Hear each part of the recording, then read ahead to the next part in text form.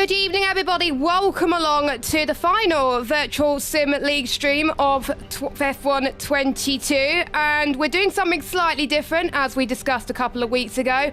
5 leagues will be competing against each other to see who is the best league, raising money for the Sue Ryder Foundation.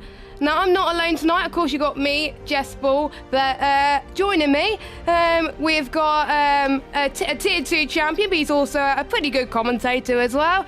We've got Gav Hall joining me in the box for tonight's proceedings. Gav, how you doing? Yeah, thanks for having me, Jess. Great to be here. And yeah, I think this is the first time ever you and I commentating together. So it's been a few years in the making. Whilst you've gone off and done your One Hub and your PSGLs, I've done Invictus and recently over at Jackakar. And Jackakar, one of the guys tonight that will be competing in this 5-league Battle of the Leagues from VSL, as you say, to send off the game. And we finish off by, as quite appropriately as you mentioned, raising some money for the Sue Ryder Foundation, a fantastic charity that cares for people with complex conditions throughout hospices and in palliative care with neurological care centres as well. So a really good charity, and if you're watching along at home, make sure you check out their website, and we will be sending out a link through the VSL Twitter page. I'm sure the other leagues will be sharing it as well, so make sure go and donate there. Yes, and they're very keen to start the stream, so we're going to get going with the first race of the evening. 25% race around Silverstone, one-shot qualifying. We'll go through, I think, the teams in just a moment, as the timer is gone for some rare reason, so it gives us a good chance to actually talk about who's going to be competing. I have the list of drivers as well. They each have 2 drivers in each team, and they have a reserve, and there's 3 teams that have 2 teams competing, and there's 1 team that has 2 teams that has 1 team competing. So we have TGP series competing as well, with Dom the captain, Confessor and Cam are the 2 drivers. Rising Phoenix League that's taken part with Keto and Endura and Tony and Valve are competing for their teams. We've got, as Gav rightly mentioned, Jackakar, we've got Kajman and Iceman. One Hub Racing, we've got Waitsy, J-Luke, J-Cole and Cam, and we're about to get started, so I'll go through the other teams in just a minute. And who we're riding on board with, we'll go with Confessor, and I'll let you take on board with this one. Yeah, on board with Shane, of course, a very, very distinguished driver, is very big in the community as well, and equally been very competitive, especially in the last this game cycle or so. Very, very nice to see him back up there after taking a little bit of time off here and there, but currently sitting and tracking in 6th position. It's currently Keto with Jake, who's just moved up to the P1. Expect to see these positions change, but of course Jake O'Sullivan, the man that is looking as though he might be heading towards a 2nd championship in the Jackakar Cup Series, with Yarham in P2. Currently the VSL Tier 1 driver that finished with, I think, a win this season, but he's now just been knocked down with, you've got New Zealand Cam there, and Cam put himself up into P2. It's Kieran that's had a shocker, as we've had Shane just getting himself DSQ'd from this one, Kieran equally, so a lot of big hitters towards the back of the field, but it does mean we've got the likes of Johan, Cam, Catchman, otherwise known as J. Cole in 4th as well. We're expecting to see a lot from J. Cole tonight as he's making his way into Stowe Corner, and just a few corners left to go. You've got the Vale and 2 club corners at 2 right-handers. Just there we go, flick it into the left, turn it into the right. Of course, you saw a fantastic move from Lewis Hamilton here a few races ago in the real thing. But what can we see from pole? It's going to be Yarham with a 27.355, takes it by 400 a second ahead of Jake O'Sullivan, others known as Kajman. 3-2-1. J. Cole and Cam are your 2nd row. Yes, so Yarham being a part of the VSL team tonight, which has Twisted in his team as well. Of course, Twisted being the Tier 1 champion from this season just gone as well, and Yarham obviously doing well in that championship as well, being obviously them the esports teammates as well, so that it's interesting that they're pairing up as well. And we got Newgarden and Yuri on another team as well, with Pete reserving in that one as well, just in case any of them can't make it. So here we go then, your one-shot qualifying results. Yarham from VSL in P1, Catchman and Jackakar P2, J. Cole One Hub in P3, Cam in, I think it's TGP, yeah it is TGP, in 4th, Keto Rising Phoenix in P5, Twisted VSL in P6, another One Hub in 7th and 8th with J. Luke and Wade Waitsy, Andrew Rising Phoenix 9th, Yuri from VSL in 10th, as well as Newgarden in 11th. Iceman didn't get a good lap there, so he must have spun or something like that, but he is 12th for Jacko Car. Casper's 13th for Rising Phoenix, as well as Georgian. I didn't see who else was on the grid as well, so I think... Don't worry, it was Kieran, so it's a forgettable name. Yeah, he was a champion after all. I can't remember what leagues he was champion. I'm joking, we all know, but yeah. We didn't have time to actually go through interesting facts about the track because, they're starting to go again, you see. We are powering through this one. Yes, first held in Formula 1, 1950, has had many layouts throughout the time, and used to be Cops Corner being the first corner, but now it's obviously Abbey going into Farm and Arena as well, of course. Normal VSL points as well, from first down to 12th, so plenty of chance for people to score points there as well. And then I believe the championship order for one of the races will decide the grid, I believe, for race 2, I believe. So we're about to get underway. No formation lap. 5 lights are on. And we are racing here at VSL tonight. Good start from Yarham. A good start from Twist, actually. Sawman and Cam has not had a good start at all. They make their way towards turn 1, past Abbey, heading towards turn 2 now as well. Some complex bits of corners here coming up as well. We got VSL P1 and P3. Let's see what's going on in the back. A few people going wide as well. There's a few people out of position trying to make ground of the start. Looks like Keto's up to 4th. Jaco going down the inside to Wellington straight, but Keto trying to hold back there, heading into Brooklands and Luffield. Jaco, can he try and go down the right hand side? He goes into Woodcote. They're leaving a lot of space, actually. Plenty of room so far. They're giving it their all in this battle leagues tonight, and Jacob keeps that 4th position, but so far it is VSL on top.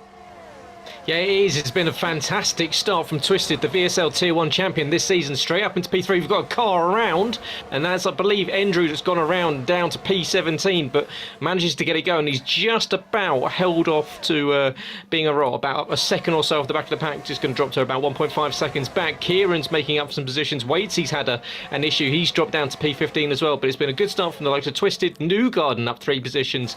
Good start from him. Iceman equally making up a few, and Shane, the Confessor, P12 for him, moving up with the likes of Lone Georgie, Andrew and Kieran and Waitsy were side by side fighting away for position as well. So we've got lap 1 of 13 is about to be completed. It's Yarham that comes across the line and takes us on to lap 2.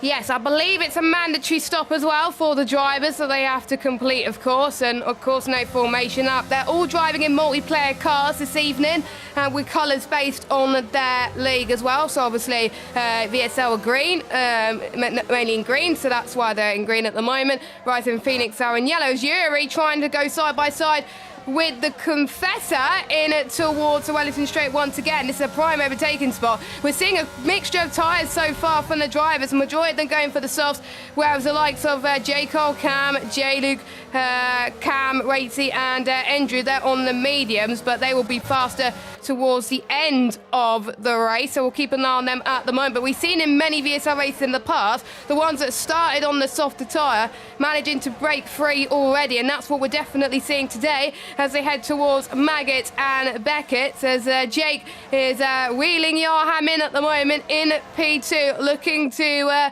secure some decent points for the Jacko car team. I actually like that livery. Actually looks really nice with the blue and orange, and the lovely pattern as well. He's not going to go for the move to Stowe yet, as we got Iceman and Casper trading positions. Iceman going through Stowe up into 9th spot. Kieran and Cam also trading positions. It's not the last time we've seen them battle in leagues, as Kieran is now up into 13th spot. So a lot of ground being made at the moment, but we'll see if the tyre compounds will make the difference halfway through the race.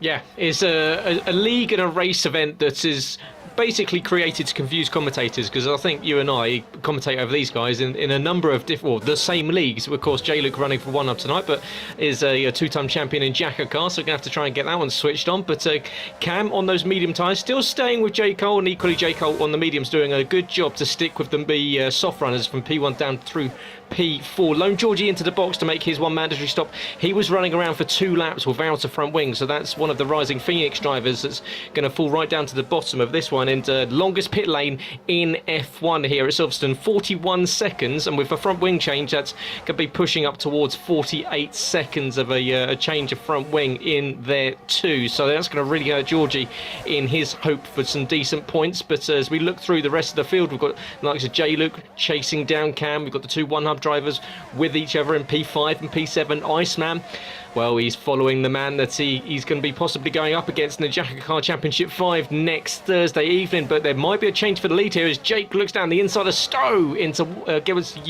with Yarham, but Yarham closes the door. Do we see Jake make a lunge down into the Vale chicane? Not quite close enough, but he's getting closer. You can see as we've got a yellow flag out, and it's two cars that have gone round. It's Newgarden and Casper have collected at Stowe, so they've fallen down to the back of the order. Yes, Horizon Phoenix and VSL coming together. And one of the VSL guys was going into the pits. I thought they would have worked together with Yarham to keep Yarham ahead. But don't forget, this is a team event more than an individual event. When points mean positions, and there are teams as well. So you can't really, you can work together for your league, of course, but you have more than one team. But you've got to be really fighting for your own things. Obviously, J. Cole and J-Lit, they're in one hub, but they're in different teams, I believe, as well. As Iceman's gone for a spin as well into the Wellington Straight. So he's down into P13. So we got he's almost in the points though, so he can still fight back as well. And he is a quick driver, so I expect him climbing up the order straight away. Yeah, 4.3 seconds now off the back of Waitsy is the second of the VSL teams. That's Yuri and Newgarden. Well, actually, they're technically Team 1, but both with a time penalty. So that's going to hurt their chances. Of course, it is for the league, the battle of the leagues very much. Man takes a line through Cop's corner that isn't optimal, and he ticks all of the runoff area. But back up at the front, that fight between Jake and Yarham still going on. Jake just kind of shaping up Yarham. Yarham feigns to go in and actually does dive in. Jake's going to try and make the move on him and gets the penalty for it. He tried to be so clever, and it didn't quite pay off for Mitch Kajman himself. But that does allow Swordman up into the lead of the race race. J. Cole and now Cam, P3. J-Luke stays with him, and the Confessor up into P5 as well. I think I just saw someone had a moment, or was it they were probably going into the pits? I think it was a Cam that might have had a moment who was 11th and now moves up to 9th as well. So pretty much all the soft runners have come in, except the likes of Keto, Confessor and Kieran. Newgarden is also staying out as well, but he also has that time penalty to his name as well. So we will start to see if the undercut or the overcut will work. Don't forget, tyre warm-up is a thing on this game and future F1 games as well. Yarham's still your net race leader with Jake in second, Twisted in third. And we've got Yuri that's just come out of the pits for Team VSL, so he's on to the mediums as well. I'm surprised the Rising Phoenix guys, Akito has not come in for a set of mediums yet, because he's got J. Cole really chasing him down, and the softs don't last long at all in a 50%, but in a 25% it lasts nothing. So ideally he needs to pit very, very soon. You can see the traction that J. Cole has got heading towards Stowe, and I think it's going to be easy pickings for the One Hub Racing driver as J. Cole is up to the lead of this race, and he's going to stay up for a few more laps as well. Waitsy gets past Enduro as well, up in a 2nd position, and Keto is finally into the box. Yeah, obviously the tyre wear upscaled for the 25% compared to the 50%, so those tyres perhaps maybe a little bit more wear on it compared to what these guys are used to running with their 50% races we tend to see in league racing. It is quite a long circuit. It's 5.89 kilometres long, 18 corners, 40 gear changes. Iceman picks up 3 seconds for his troubles. Yeah, 40 gear changes over the lap distance is full throttle for 70% of it.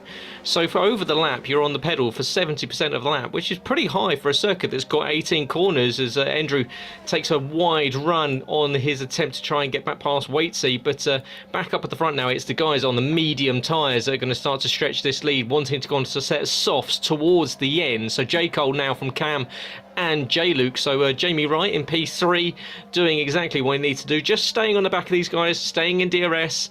And of course this is one of the drivers tonight on the pad compared to the wheels, so we'll see if that pad traction gets a little bit more of an OP boost at some of the other circuits coming up this evening. Kieran's made up some positions, he's been up into P5, but of course on the softs, much like the Confessor, so they'll be in, I'd imagine, at the end of this lap.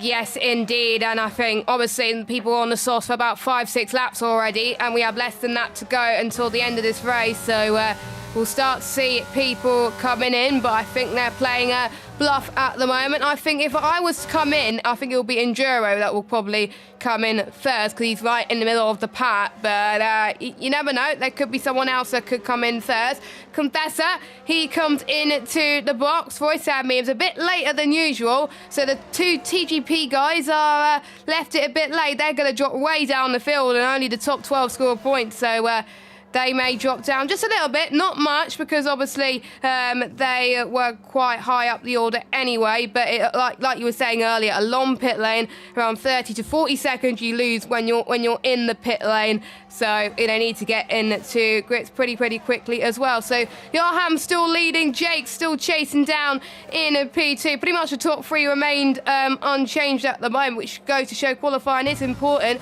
around it, as Keto has done the undercut on the Confessor. So we have a Rising Phoenix guy in P4 right now, so them doing good for themselves. Yeah, they are, and I think if Jack Ricketts is watching along, of course, the overseer, the man that created Jacko Car, is looking at his number one team of Jake O'Sullivan, Catchman and Iceman. He's not going to be particularly happy, as Jake's now got himself 8 seconds of penalties, and Iceman sitting on 3 seconds as well, so they're going to be falling down the order. Because, of course, this 25% race, it's going to go by in a flash. So there's not too much time to get ahead and break away. So penalties might cost some serious points in the eventual race results tonight, as Kieran finally does box, and he actually boxes the same lap that Cam comes in off of the medium tyres. So Kieran's run those softs long, and he's not done a bad job because he's got himself up into P4. Cello, yellow flag in sector 3, looks like that's just been cleared. I think that was Waitsy slowing down as Yuri picks up another time penalty. These speed guys racking up some early penalties for a circuit that you really do have to work quite hard, especially it's probably into Cop's corner, they're running a little bit wide, but 8 of 13 done. It is now 1 hub, 1-2. Yes, they're still yet to box, of course, same with Enduro and Cam, but they'll be going on the softs to the end to have a bit of a last lap dash, as it were. Will that come into fruition towards the end? We'll have to wait and see. Let us know in the chat, guys, which league you're supporting out of the 5 that we've got. We've, of course, got VSL, that's your net race leaders. We got Jackaka, we got TGP, Rising Phoenix, and we've got Ron Hub as well. So let us know who you're supporting as well. We've got a few of the representatives in the chat as well, hoping that their drivers do well. If I was Risky, who's watching, who's the owner of VSL, I'll be quite happy because both of one of their teams are 1st and 4th right now. Ideally, they wanted both of the team members to be up front. They got Yarham in one team, Twisted in another team, I believe. Or are they on the same? No, they're on the same team. Scrap that. So they're pretty much going to be scoring maximum points at the moment. So right now, VSL is leading. I can't do the maths as to which team's going to get second at the moment. Cam's gone on softs and he's now in 3rd place. He's jumped Twisted.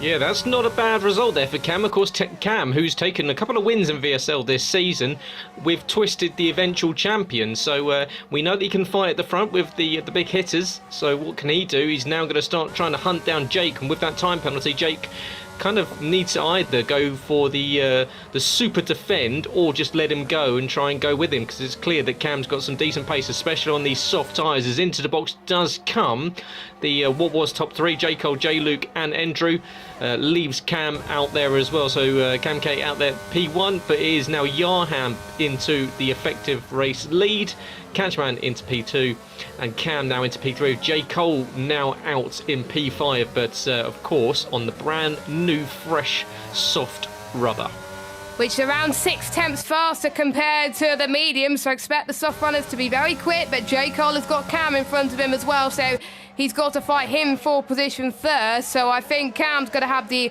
advantage at the moment as he's trying to get past Jake in and towards Woodcote. A very brave if he's going to do it, actually. Down the old pit straight, which I do prefer, by the way. Yellow flag. I think that's one of the... I think it was Georgie that's gone off a little bit. As Cam down the inside into Cops, and he's up to 3rd. Yeah, Iceman's off. Okay.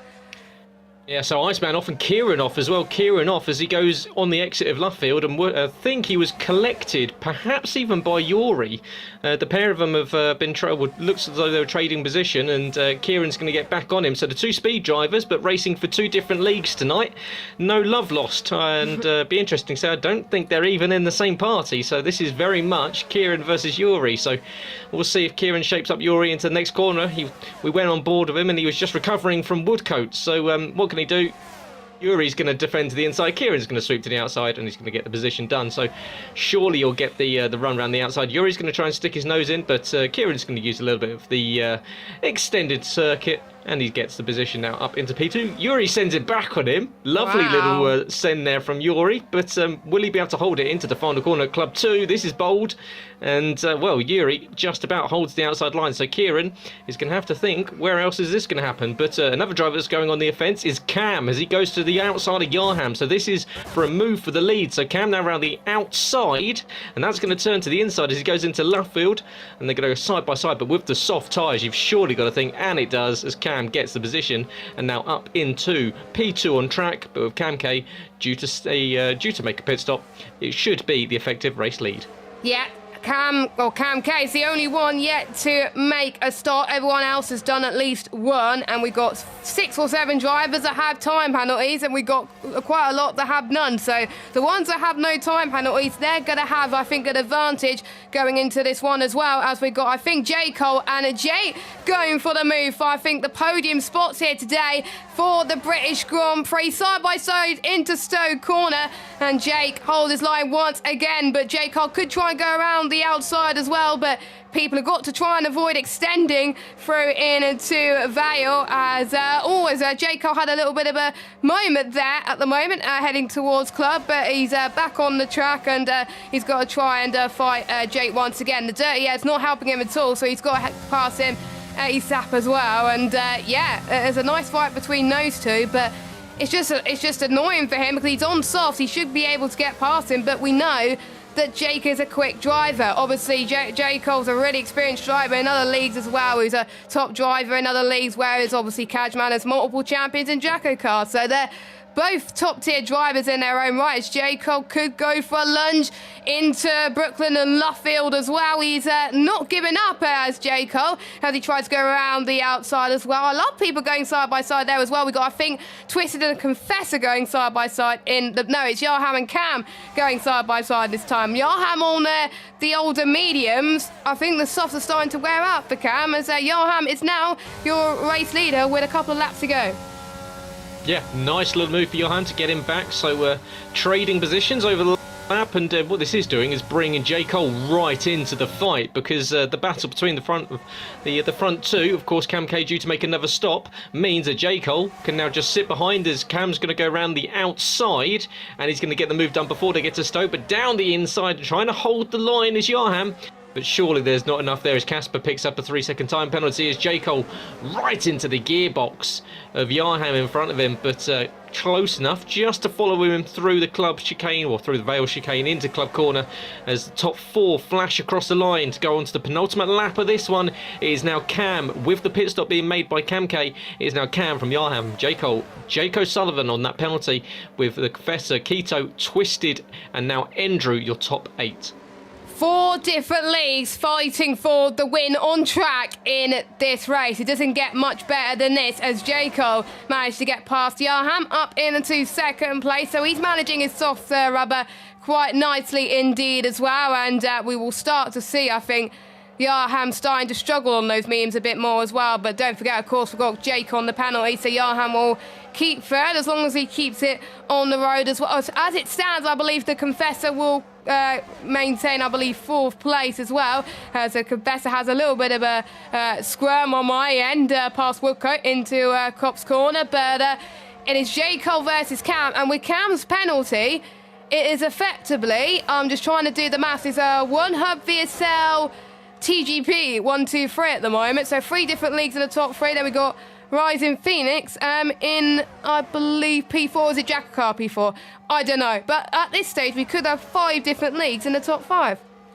Yeah, we'll find out the matter himself. Mabad will be hopefully coming in to give us the scores at the end of the race, because this is all going to change. That is how you lose a race, unfortunately for Cam, picking up a penalty with just over a lap left to go. That means that J. Cole just has to cruise behind him, with Yarham now outside of DRS. This is really J. Cole's to lose. Kajman, of course, sitting on 8 seconds of time penalties. He's going to fall back not only behind the Confessor, but also behind several others. He's going to, well, maybe even be in the realms of dropping down to 7th or 8th position. So, well, J. Cole, is he going to look to do this on the last lap? They've all used their complement of battery.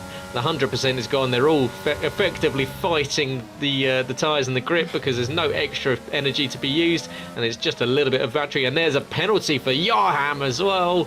And, well, that is effectively J. Cole he could even do this backwards at the moment he's going to get to the flag. Although, saying that, the Confessor isn't far off the back of these guys. He's only 0.6 of a second behind Jake now, so Kajman in P4 has now got Confessor within DRS. So Jake, quite lucky that he's got a little bit of DRS, but of course he will be falling quite far back with that time penalty that he's got for speeding in the pit lane and for track limits. So these guys clearly going all out on this 25% race to try and get to the front. Maybe a little bit too hard, but J. Cole, does he want to get it done on track before he gets to the flag? You can see a little bit of a jink to the inside for Cam. He's not going to let J. Cole get this one, surely, but he's got one more opportunity to get it done on circuit. Up to the final few corners, this one into the Vale chicane, into club at the double right-hander, and it's going to be Cam across the line. But that time penalty just a lap ago is going to cost him the race win, but it will be J. Cole, your winner. Cam in P2. Yarham is going to get dropped down behind the Confessors. So that's a fantastic result there for the TGP guys in P2 and P3. Keto up to P4. Yarham and Twisted make it VSL team 2, 5th and 6th.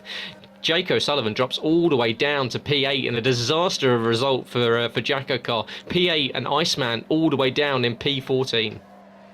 Yes, as it's been a good race actually as well from the TGP guys, 2nd and 3rd. Obviously VSL doing well as well, and nice to see Rising Phoenix recover from their poor start as well, to finish 4th and 7th. I'm trying to remember what teams they are in as well, because I've never commentated on those drivers, as we're waiting for one driver to cross the line, which he did. So I wonder which driver of the day in-game will bring up. But very soon we're going to be heading to Belgium for race 2, reverse grid for the 25% race. I'm trying to remember if it's reverse grid based on teams, or if it's based on obviously order with the drivers, but I believe it's order of the teams. So I think the ones who didn't perform well in the last race, they get to redeem themselves in Belgium. But we'll run through your results.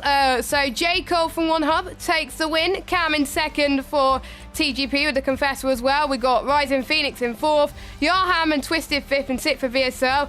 They're going to be scoring well in the team's championship as well, chasing down TGP at the moment. Andrew in 7th. Then we got Jake for Jackacar, Waits in Jadek for One Hub, Kieran for TGP, Cam for One Hub, Iceman for Jackacar, Casper for Rising Phoenix. And then we got the 2 VSL boys of Yuri and Newgard in 15th and 16th, and Geordie from Rising Phoenix in P17. So that is your order. Well, that was the order for the race. The top 12, they're going to score some points. So all 5 leads are scoring points in this tonight's proceedings. Not sure if all teams are going to score points at the moment, but again, chance to redeem themselves for the Belgian Grand Prix coming up very, very soon. Whilst Matter is working out the results from the first race. Yes. So, yeah, great result there from J. Cole. Fastest lap for Cam, 129.416. So, just shades ahead of the Confesso by, 0.06 of a second. But, well, most of these leagues, I imagine, have racked up for the end of the game. Just a few short weeks until the F1 23 game comes out, and no doubt disappoints us all. But you can see there's still a few more races left to go, and one of them is, and we'll try and plug all these different leagues. Of course, we'll give out the social handles as we go on, so you can go and be part of their community and go and race there for F1 23. But one of the races that is still here and still coming up is the Jacko Cup Series, or Cup Series Championship 5. So the final race of the season, which will be next Thursday at Silverstone. And what's interesting from that last race is that both Jake O'Sullivan, who will be in the Championship 5, picked up 8 seconds penalties, and Iceman finished down in P14 with 2 spins. So well, that shows you that potentially you might see a completely new winner in that Championship 5. So make sure you do tune in for that next Thursday on the Jacko Kart account. You can go over to @JackoKart for that and speak to Mr. Ricketts himself. I'm sure he'll be able to give you out any details you need about that. Sign-ups are open as well for next season. They are indeed for Cup and for Kia. We do have some spaces, so Jacko's got it out on his Twitter. Make sure if you want to get involved in what is an unconventional F1 esports league, then make sure you go out and check out @JackoKart on Twitter for the Cup series. That's the faster tier, and @JackoKart2. That's number 2 for the Kia series, which is the second tier, which yourself participates in. Yes, and Championship 5 next week around Australia as well. So that should be fun.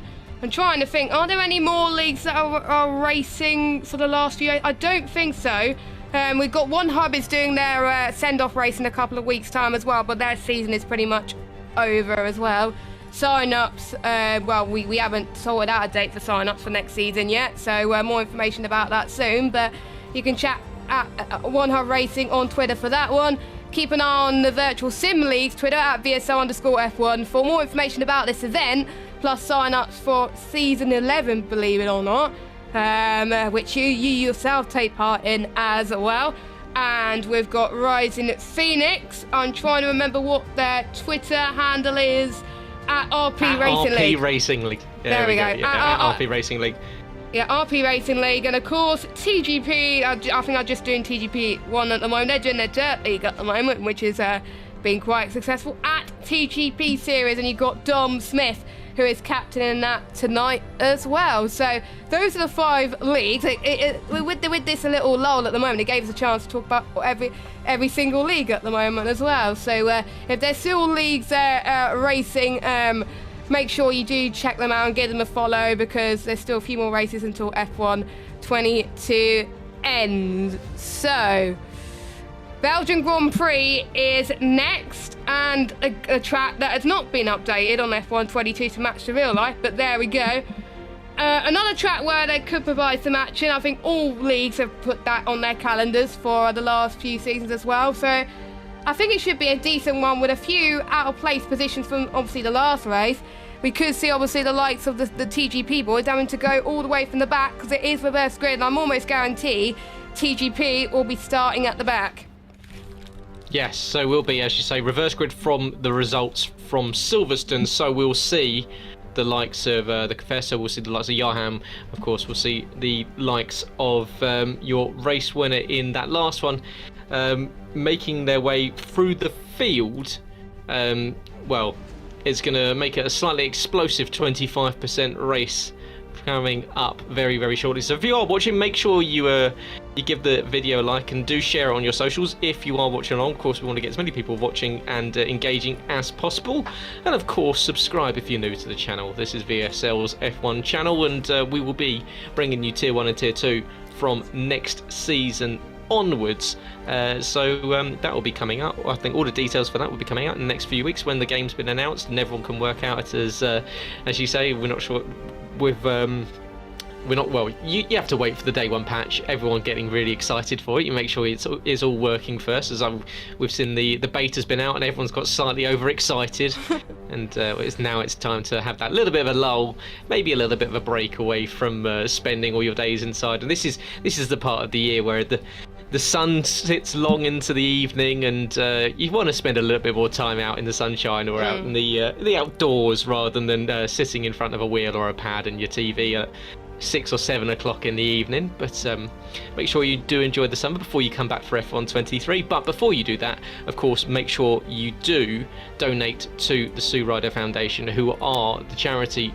we are supporting here tonight. A fantastic charity offering and providing fantastic palliative care for those with neurological disorders and diseases throughout the UK, with nurses in care homes and offering home visits as well. They're a fantastic charity, and of course ones that we have several people that have unfortunately gone through the process of having to have support systems like this, and charities like this provide them with the help, but the people that work there, of course, are invaluable to those people. So do support Sue Ryder's Palliative Neurological and Bereavement Support Charity.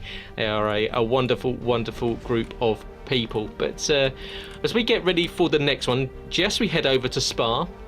Another one of the iconic circuits in F1's history, of course, nestled in the Ardennes forest, part of what was originally a huge circuit that used to drive across the effectively up and down through the hills. That was originally part of one of the greatest battles in World War II, as the up through Stavelot was used quite famously by some tanks as they made their way through the Battle of the Bulge in World War II. But it's a circuit that often is quite emotive for a lot of these drivers. They tend to use it as one of their favourites. We tend to see the favourites come out: the Suzukas, the Spas, the Silverstones, the Monzas. Where does Spa lay for you as iconic circuits in F1? I think at the top really, to be honest. It's fun to commentate on, it's fun to race on. You can always guarantee there's going to be battles, except for 2021 where we didn't even get a race at all. But yeah, you always got to remember what happened in many races as well. Obviously, Charles Leclerc getting his first ever win. I think it was 2019, if I remember, and 98 as well. We saw quite a few crashes there, quite a few other moments as well in history where I remember watching and I think, oh, that's a good race as well. And the famous Eau Rouge and Radion as well could catch people out. Let's hope it doesn't catch people tonight. Oh, we're about to get underway for the Grand Prix. I don't know what the order is, so that's going to be interesting. I thought I would have got the standings right now, but turns out we don't. But at least the order's now sorted now. We can get some racing underway. Another track which was first hosted back in 1950 along with Silverstone. Yes, of course, Silverstone, the first ever World Championship race, which was, and as well, I think it was some of the stats I was talking about last night, attended by the Queen, one of the only races ever, the only race ever that had a royalty in it, Prince Bira of Thailand at Silverstone. But Spa, one of the races in that inaugural season in Formula One, and one circuit that is often up there as a crowd favourite. We're going to have a race distance with these guys running around a 7-kilometre circuit. It's just a shy of a 7.004 kilometres. That's 4.352 miles. Distance from P1 down to turn 1, 271 metres. It's full throttle, same as Silverstone, 70% of the race. Longest flat out section is just over 2,000 metres down from the exit of Radion and down to the Les Combes chicane. That's 2,015 metres. Gear changes 42 over the lap distance, and these guys will be using 2 DRS zones, one on the exit at the final corner, the old bus stop that's now the new bus stop, and of course one down the Kemmel Straight as well. Pit lane time loss around about 17.4 seconds for the pit lane, and then of course about 2.5 seconds for an idle stop, so around 20 seconds of time loss. But here we go as we get ready to kick off with 4-5 pause out and underway, and it's a good start from the poles as Lone Geordie gets a good run, and behind him he's got Newgarden, and Yuri's going to try and go down the inside, but do we see any contact between everyone? We do. Into the wall goes Yuri, so Yuri gets tagged from behind, and there's chaos behind. Bar 98 all over again as we've got cars scattering around as Newgarden now up into the leaders one. Lone Georgie P2, Casper P3, Yarham and Twisted make a good start for VSL Tier 2 as we've got Casper into the walls. The man who was running in P2 out of this one before we even get to Les Combes for the first time. I believe we got VSC. Yeah, it is VSC right now. So, we have our first retirement of the evening as well, which is a bit of a shame. And don't forget, if you don't finish, you're not going to score any points. But yeah, I have to say, VSL shining once again with Yarham and Twitter because they were starting near the back as well. So they avoided all the carnage. Who else has gained the positions? I will have a look in just a moment. No overtaking, don't forget, yeah. Iceman again dropped down 8 spots. So even though he had the chance of starting quite high up due to him doing not too good in the first race, well, he's not doing very well here. It's J-Luke and Jay going side by side into Pouron as well. We're potentially going to see them fight in the Championship 5 next week in Jakarta. Well, they're fighting here as well, as we can see that they're leaving no prisoners out here on the circuit, as we've got Keto also in the fight as well. They're all in their little train, whilst Newgarden is holding the field strong with Georgie in second place. But Blanchemont is going to be the overtaking spot for some of these drivers. It's a long straight, speeds up to 200 well, pretty much 210 miles per hour. So we can see who's going to have the better straight line speed. It looks like it's going to be Jake at the moment, but I think it's pretty much equal at the moment. They'll all be running low wings here tonight at Belgium. If you're not running low wings, I think you're definitely going to struggle to keep up. But so far, everyone is pretty much in the top 7 has made progress. Georgie doing a great job in second place, starting a high down due to his poor performance in the last race, but he's definitely showing why he's good around Belgium. He's on the medium tyres as well. And it's another 25% race. Oh, someone's off! Someone is off! That is Johan that's had a spin. Yeah, that is Yarham that had to check up. I think the 2 cars in front, Newgarden and Georgie, got out of the throttle, so we're under our second VSC now. I think that's for a little bit of debris from Yarham's car, but yeah. Just going up Eau Rouge and into Radion, he had to check up and I think maybe caught or got into the back as Iceman. Gets 5 seconds ignoring yellow flags. That's a shame for Ben Shaw. That was probably even on Yarham, which is obviously that game issue that we often see. But, well, only a VSC. We're yet to see a safety car so far. It's been a bit of a shocker for the One Hub guys down in P14, 15 and 16. J-Luke, their only hope at the moment after P5. A huge credit at the moment goes out to Speed Newgarden, to Matt Roseman, the man that celebrated his birthday last week. And he is currently leading this one on lap 2 of 11. He is a Jack-Car Kia Series driver, so the second tier of Jack-Car.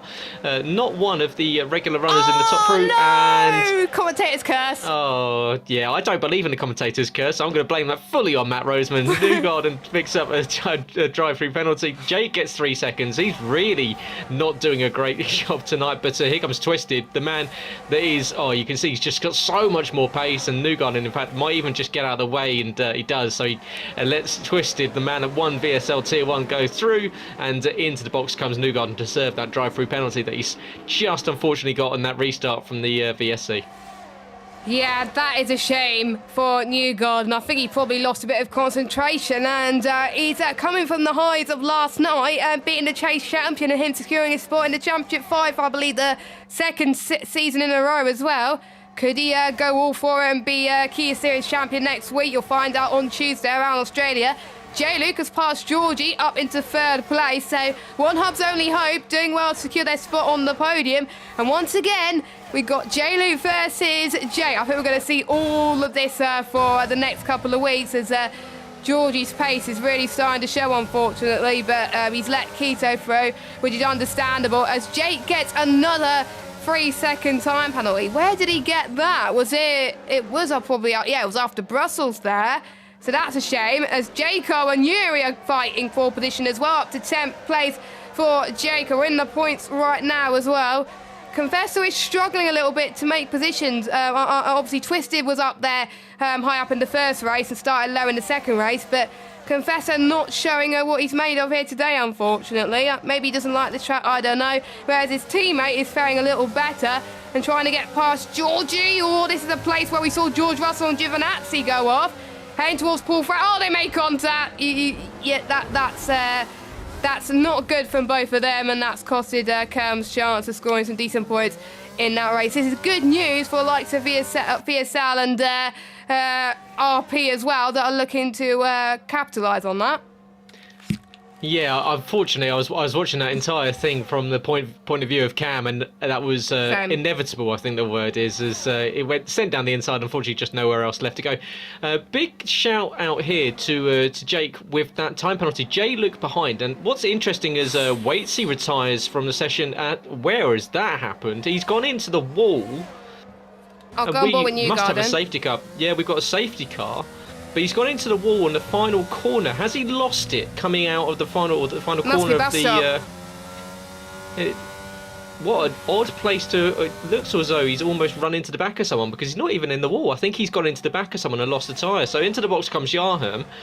So safety car out. So our first safety car of the evening, and it allows Yarham to catch back up. Of course, after having that contact earlier on, it's equally gonna bring Newgarden back into the pack after serving that drive-through penalty, so he can make his stop now. So it's not like Jack-Car rules. You can make your pit stop under the safety car, so these guys can all stop this time around. As you see, Newgarden and Yarham clearing the Aston Martin safety car that's parked just at the bottom of Eau Rouge. But yeah, just go back up at the top. We've got Twisted leading. We've got Jake O'Sullivan and Jamie Wright, Cadgeman and J-Luke in P2 and P3. What is interesting is these two guys are good friends off circuit. They are both in the same esports team, both in ART, but representing two different leagues. So where does your allegiance lie? Does it lie with the guys that you race with pretty much every week in the same esports team, or is it with the league that you're currently representing? It's going to be an interesting call for Jamie Wright, of course. Jamie, who's pretty tasty here at Spa, but Jake O'Sullivan, well, at least over the last few seasons, every time he's been here at Spa, he's been absolutely electric fast, but clearly too fast tonight with two very, very early 3-second time penalties, so 6 seconds already. So that's already 14 seconds of time penalties over 2 races for Jake O'Sullivan, which I think is probably more than he's picked up all season in Car Cup Series.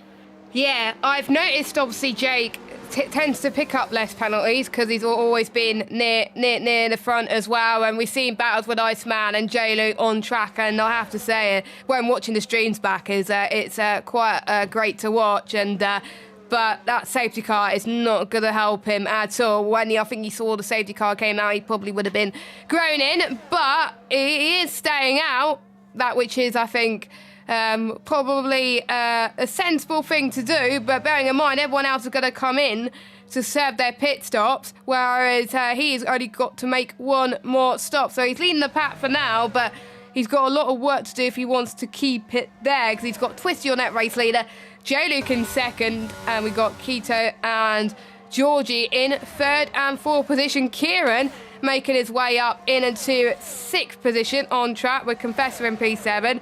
So that safety car definitely must have helped the Confessor, because he was the only one, I believe, that started on the mediums. Yeah, I think, well, that's the delight of the multiplayer car, unfortunately, is that we just had 14 of the 15 cars that are still in the race into the pit lane. Only Jake stayed out. And obviously, even though we have the same guys running in the same teams, you have no idea who your teammate is in this one, especially because there was no qualifying to have a quick glance over and see if you recognise the front wing or so. So there was a lot of stacking, and you've seen that, well, Iceman's been caught out, Cam K's been caught out, Yuri's been caught out. There's plenty of people that unfortunately had to sit there and wait that extra 2, 3, 4 seconds. That's ultimately cost them quite a handy amount of positions and points eventually. But lap 5 of 11, so we're almost halfway through this one. Jake stayed out, so he's got 6 seconds of time penalties, but he's going to be your effective race leader.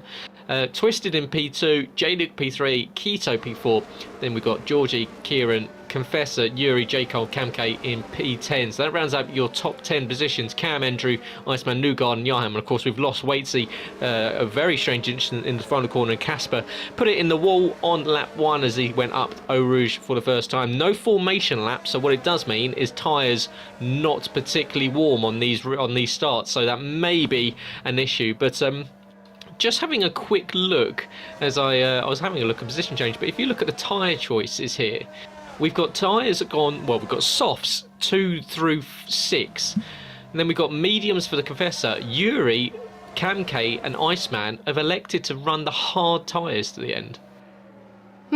I've tried hards around here before, and it's not a nice tyre to be on. I thought I would have gone on the mediums, but I'm guessing you have to use a different tyre compound, and they think the soft wouldn't have been able to make it to the end. Questionable strategy, but I think they want the more durable tyre going to the end of it. We'll see what they can do. Jake comes in, so he's going to drop, I think, all the way down to the back of the grid, unfortunately, but he's going to be on the fresher rubber, on the soft tyres. So that is Twisted from VSL that's leading the way. J-Luke in second for Team One Hub, RP 3rd and 4th, TGP 5th and 6th. We got One Hub that's starting to make their way back into this 1, 7th and 8th, and we got Cam, Andrew in 10th. We've got Iceman and Jake not that far behind, Newgarden in the middle of them. VSL, they were looking so good in the first race, weren't they? But the 3 out of the 4 cars are near the back. Newgarden, Yuri and Yaham. Obviously Newgarden and Yuri tier 2.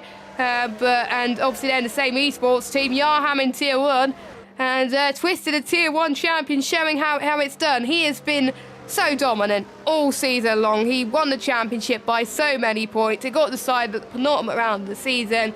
Took a while to get his first race win of the season, but he got it. He won on debut as well. The other person who also won on debut as well was Matt Tibos season 1. But Twisted, showing what he's made of. Could he do what you have done in the last 2 seasons and make it back-to-back championships and in a division, in a tier? Well, it looks like he's got the pace to do so, so we won't know until F1 23 comes out.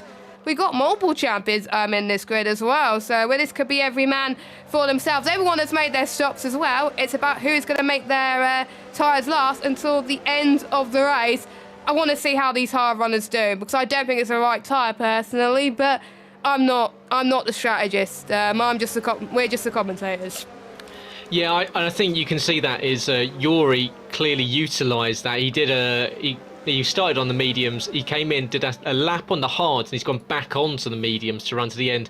Jake actually did the smart thing there. He stayed out when the safety car came out. I think he knew the same as the other guys that have gone on to, let's say, the hard tyres, is that he thought the softs wouldn't last, so he stayed out. He knew he was going to end up cycling to the back anyway, so he's gone onto a set of soft tyres, so he's been able to look after him. But safety car in this lap, so we will have, 5 laps to run to the end. Twisted, J-Luke, Swordman will be your top 3. The top 5 all on the soft tyres. Kieran, what can he do from P5 as he runs, of course, sporting the TGP livery with the metallic red and the black nose cone. He's got his teammate, the Confessor, behind him as well. So these guys out there with 2 one-hub runners, J. Cole and Cam K.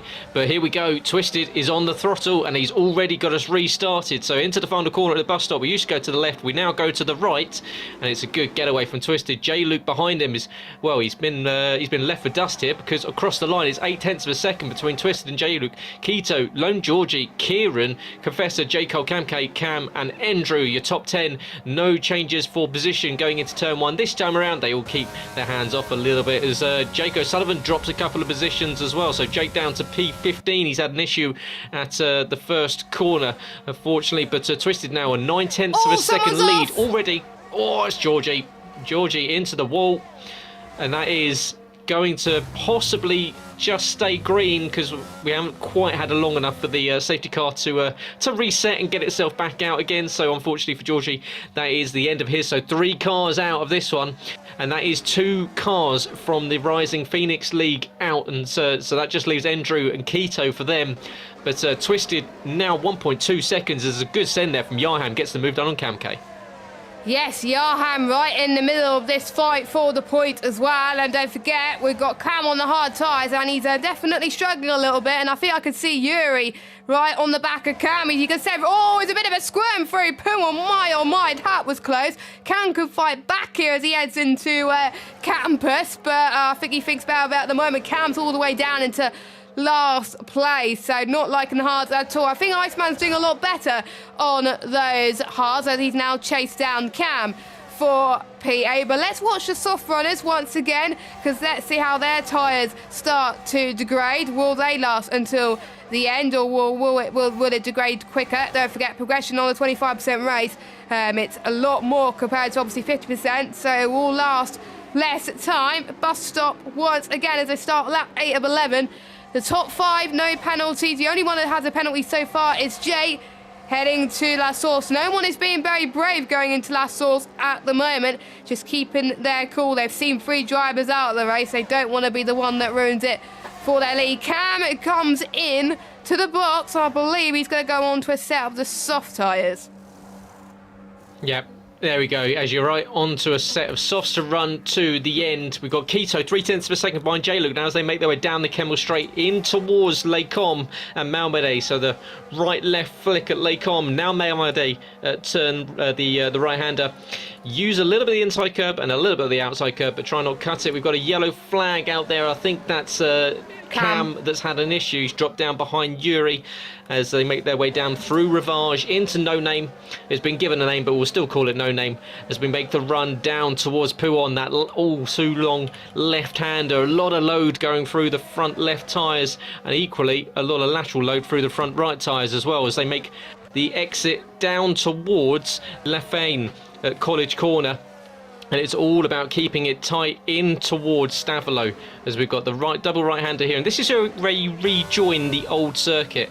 The old circuit is now pretty much on your left-hand side, as where the houses are. That's where the old circuit used to be. It's cobbled streets. It used to be a cobbled circuit as they came up through the exit of Stavelot, the town of Stavelot that's just off the side of the circuit, and up towards the Blanchimont, the kink of the left-hander that we've seen some fantastic overtaking in the past, and up to the bus stop chicane to finish off the lap to start lap 9.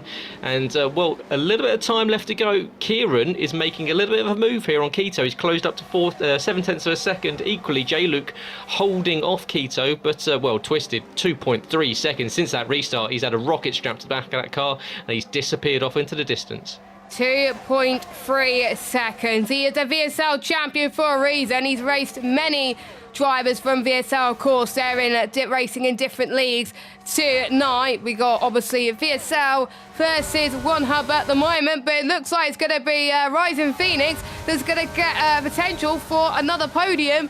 Down the inside, into Lecom, up to second. Great move from him. Yarham does the same before he gets to Lecom, actually, and he sets the fastest first sector out of anyone already, out of the ones around him. So he's doing a good job to climb his way up the field thus far as well. And Newgard is about 3 seconds down the road to Cam. So if he wants to get the final point for VSL, well, he's got to get some ground up. So we see, I think, Cashman and Iceman, well, I think it looked like they were helping each other out there, because obviously Jake with the penalty as well. They are fighting the 9th and 10th at the moment.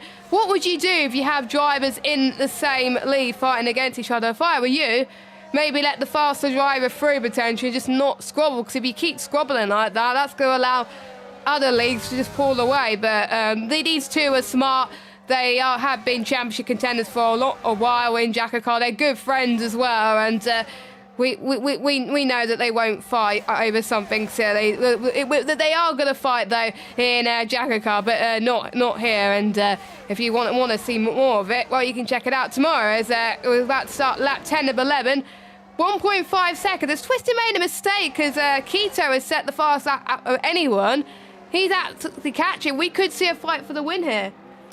Yeah, 0.8 of a second he lost in that last lap, so perhaps just got on the power a little bit earlier, lost the back end. But as you say, 2 laps left to go. It's Twisted from Keto, from J-Luke, who's got Kieran now behind him. So Kieran on the back of J-Luke, as we've seen J. Cole in P6, Yarham equally. So these guys are all still fighting, all within DRS, but we've got a bit of a DRS train forming as you were talking about. Cashman and Iceman haven't traded positions, and well, you said they won't fight each other. I think you'll find they probably will do. We've got the Championship 5 coming up in a week's time. These two are already confirmed for it, and I'm sure they will want to get in each other's head. They know it's a team event here, but they're basically fighting away for position. Jake will want to make sure that he's the #1 driver. Iceman equally will want to get past him, but of course on the hard tyres it's going to be hard to do so with Jake on those soft tyres. So they're going to be fighting against the current at the moment, but Jake picking up penalties left, right and centre. I was with these two over the weekend. We filmed the pre-show build-up on Saturday up in Yorkshire, so make sure you tune in for that. It's going to be absolutely epic, so it is well worth it. Even if you don't watch the race, watch the pre-race build-up that will be coming up. Usually it's around 5 p.m, but J. Cole now on the back of the Confessor with the soft tyres compared to the medium, so he's right in the tracks, but equally the Confessor making the move on Kieran. Kieran, for some reason, goes cutting the grass and gets out the way, and he's going to lose not only one, but he's probably going to lose 2, because J. Cole's going to try and go around the outside. Kieran's going to stick his nose in and do what he does best. J. Cole's going to filter him out of the way and gets tagged and half spun for it, as Kieran defends, well, some say defends like a lion. I'd imagine it's more like a well, just a little alley cat that's got his claws out, isn't it? But he holds on to P5. Yes, final lap of this race, and it looks like Twisted, I think, probably saved a bit of tyre life in those last few laps to make sure he can get to the end of this race. That's why he was about 1.5 seconds down, so he looks to be on course to win the second race of the night, his first race win of the night, but he's still got the remainder of this lap still to go. Confessor gets past J-Luke up into 3rd place. So again, we've got 4 different leagues fighting for, well, pretty much a podium spot, and they're going to be in the top 4 for now. And it is TGP once again that is going to be scoring valuable points for the team's championship. At the moment, it looks like they could be the league to beat, but obviously with VSL, the race win point is worth a lot more than obviously second and third place, but the points are so close. I'll get the points up in a minute because you may not know the VSL point system as Twisted goes through Savolo 1 and 2 for the final time, heading towards Port Frere as well. They're running multiplayer cards based on the colours of their leagues. Obviously VSL is green, so they're running green at the moment, and they're going to be smiling from ear to ear right now. Risky's going to be so happy. Yellow flag, which I don't know who it is at the moment, but let's follow our race leader going towards the bus stop chicane. They almost got the race win in Silverstone, but redemption for VSL this evening. They win in Belgium after starting near the back. Twisted, our champion, wins with Confessor taking an impressive second, Keto in third, J-Luke fourth, and Kieran rounds up your top five. Johan recovers to sixth, Enduro in seventh. A much better race for Jacko Kart in eighth and 10th spot. Yuri doing well for VSL as well in ninth. We've got two of the RP boys in third and seventh, so they're doing pretty good as well. J. Cole down into 11th spot, so not looking good for One Hub at the moment. New Garland down to 13th, and Cam, after making a bad decision to start on these hards, he's going to cross the line on those softs. But Twisted wins for VSL, 2 different leagues, winning 2 different races. Yeah, and it was actually J. Cole that had the issue at Stavlo on that last lap that dropped him all the way down from P4 to P11. So a disaster for One Hub that's dropped them a heap of points. And actually it was Confessor that made a massive lunge into the final corner, got the position done and moved up into P2 and takes his second in-game driver of the day. So clearly needs to start at the back of the field because he's finished on the podium for the last 2 races, and P2 consecutively for the Confessor, but this one is taken, of course, by the Scotsman. The finish is CPI Twisted, the man that won VSL Tier 1 this time around, so a win for VSL. The Confessor takes P2 for TGP with Keto from Rising Phoenix in P3, One Hub's J-Luke in P4 with Kieran from TGP in P5, Jackacar's best runner, P8 for Iceman, who had to wait to get past Jake O'Sullivan, Catchman 321 on time penalties with 9 seconds dropped all the way down to P12. So another interesting race here, another mixed up field, and of course that's what we'll do next race up with race 2 of 5 this evening. Race 3 coming up, it will be Portimao. It will be a sprint race format and then a 5-lap Grand Prix. So we'll have effectively, even the sprint race will be 3 laps and then 5 laps for the Grand Prix. So I think it's just 5 laps. I think, but I'll need to check with Matt on that one. Well, yeah, I've looked at it. He said sprint race and then 5 laps, so it could be a 3-lap and then a 5-lap. It could just be a 5-lap sprint. We'll find out very shortly. It's a guess. It's a game for us as well, isn't it? We get to find out. What will be interesting here, and this is what I've got my my eye on, of course, as a member of Team Speed, one of the esports teams being represented tonight by the likes of Newgard and Yuri, Iceman is. Ben Shaw, Speed Iceman 29, calls himself the King of Portimao. Well, yes. Where's your metal? Because his pace has eluded him over the first 2 races. What can Iceman do as he looks to come back from the shock that he's had so far? Will he be able to reclaim some pride here in Portugal, a circuit that is perfectly suited for F1? It's a shame that we haven't had it more and that it's not on the calendar full time.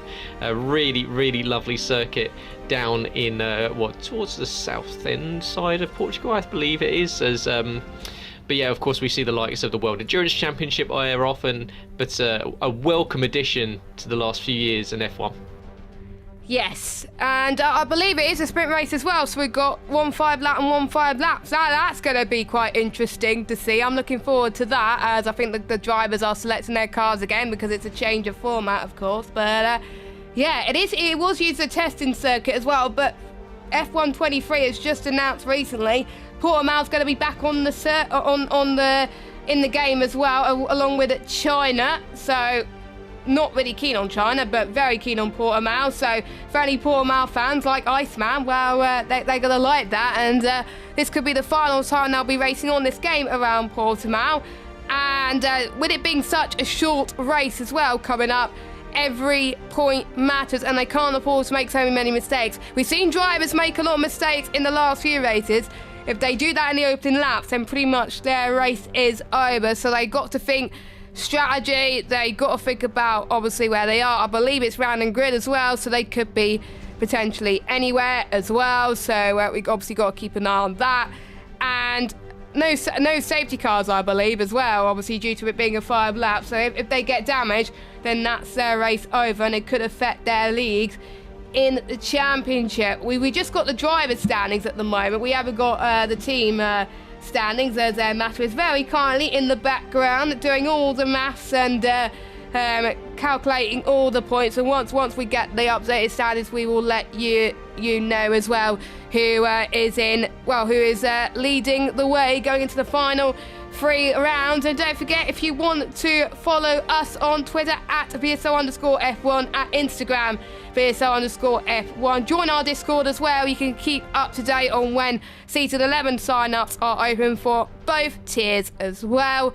And also you can check our own personal socials as well. We both commentate for quite a few leagues as well and racing them as well. I'm at Jess Games 95 and Gaff, I'll let you do your cheeky plug. What are your socials? I am at GT2_driving if you'd like to join along as I talk to you about Jacko Khan, of course, some of my real life commentary stuff that I do, whether that be working with Fab Racing and some of the guys over at Motorsport Media, and hopefully in the year coming up, some work with some karting or some more 4-wheel stuff will bring you plenty of stuff coming over there. But yeah, so head over to @GT2_driving with me at JessGames95. Of course, check out all the other leagues that have donated their time this evening. We've got at TGP Series for the TGP guys, at RP Racing League, at One Hub Racing, at JackoCar_ and at VSL F1 for the 5 leagues that are competing here tonight. We're about to start race 3.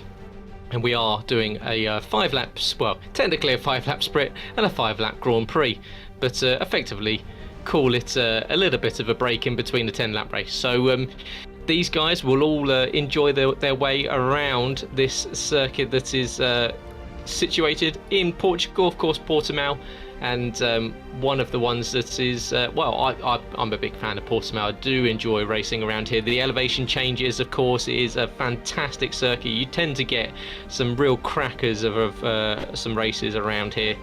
It's one that we'll see pole position being on the left-hand side of the circuit, which, whilst you get, of course, the cleaner side of the circuit, whether or not that's modelled in game or not, you never quite know, but you do have the ability to take the wider line into turn 1, which is optimum, because if you're on the inside you find yourself getting pinched by those that are on the outside line. Of course, the F1 game physics, if you're on the inside and you're the one that gets tagged, it tends to be you're the one that gets spun around. So being on the outside is actually semi-beneficial here, because you've got all that runoff area that you can use if you so need it. So watch out for any potential chaos at the start, because of course if you were with us for the last race at Spa, well, it was a bit of a dramatic start. We had cars spinning off all over the shop and mixed up the grid even before they got to pretty much on the exit of La Source for the first time around, before we even got to Eau Rouge for the first time in the race, and we lost a couple of drivers in that one. But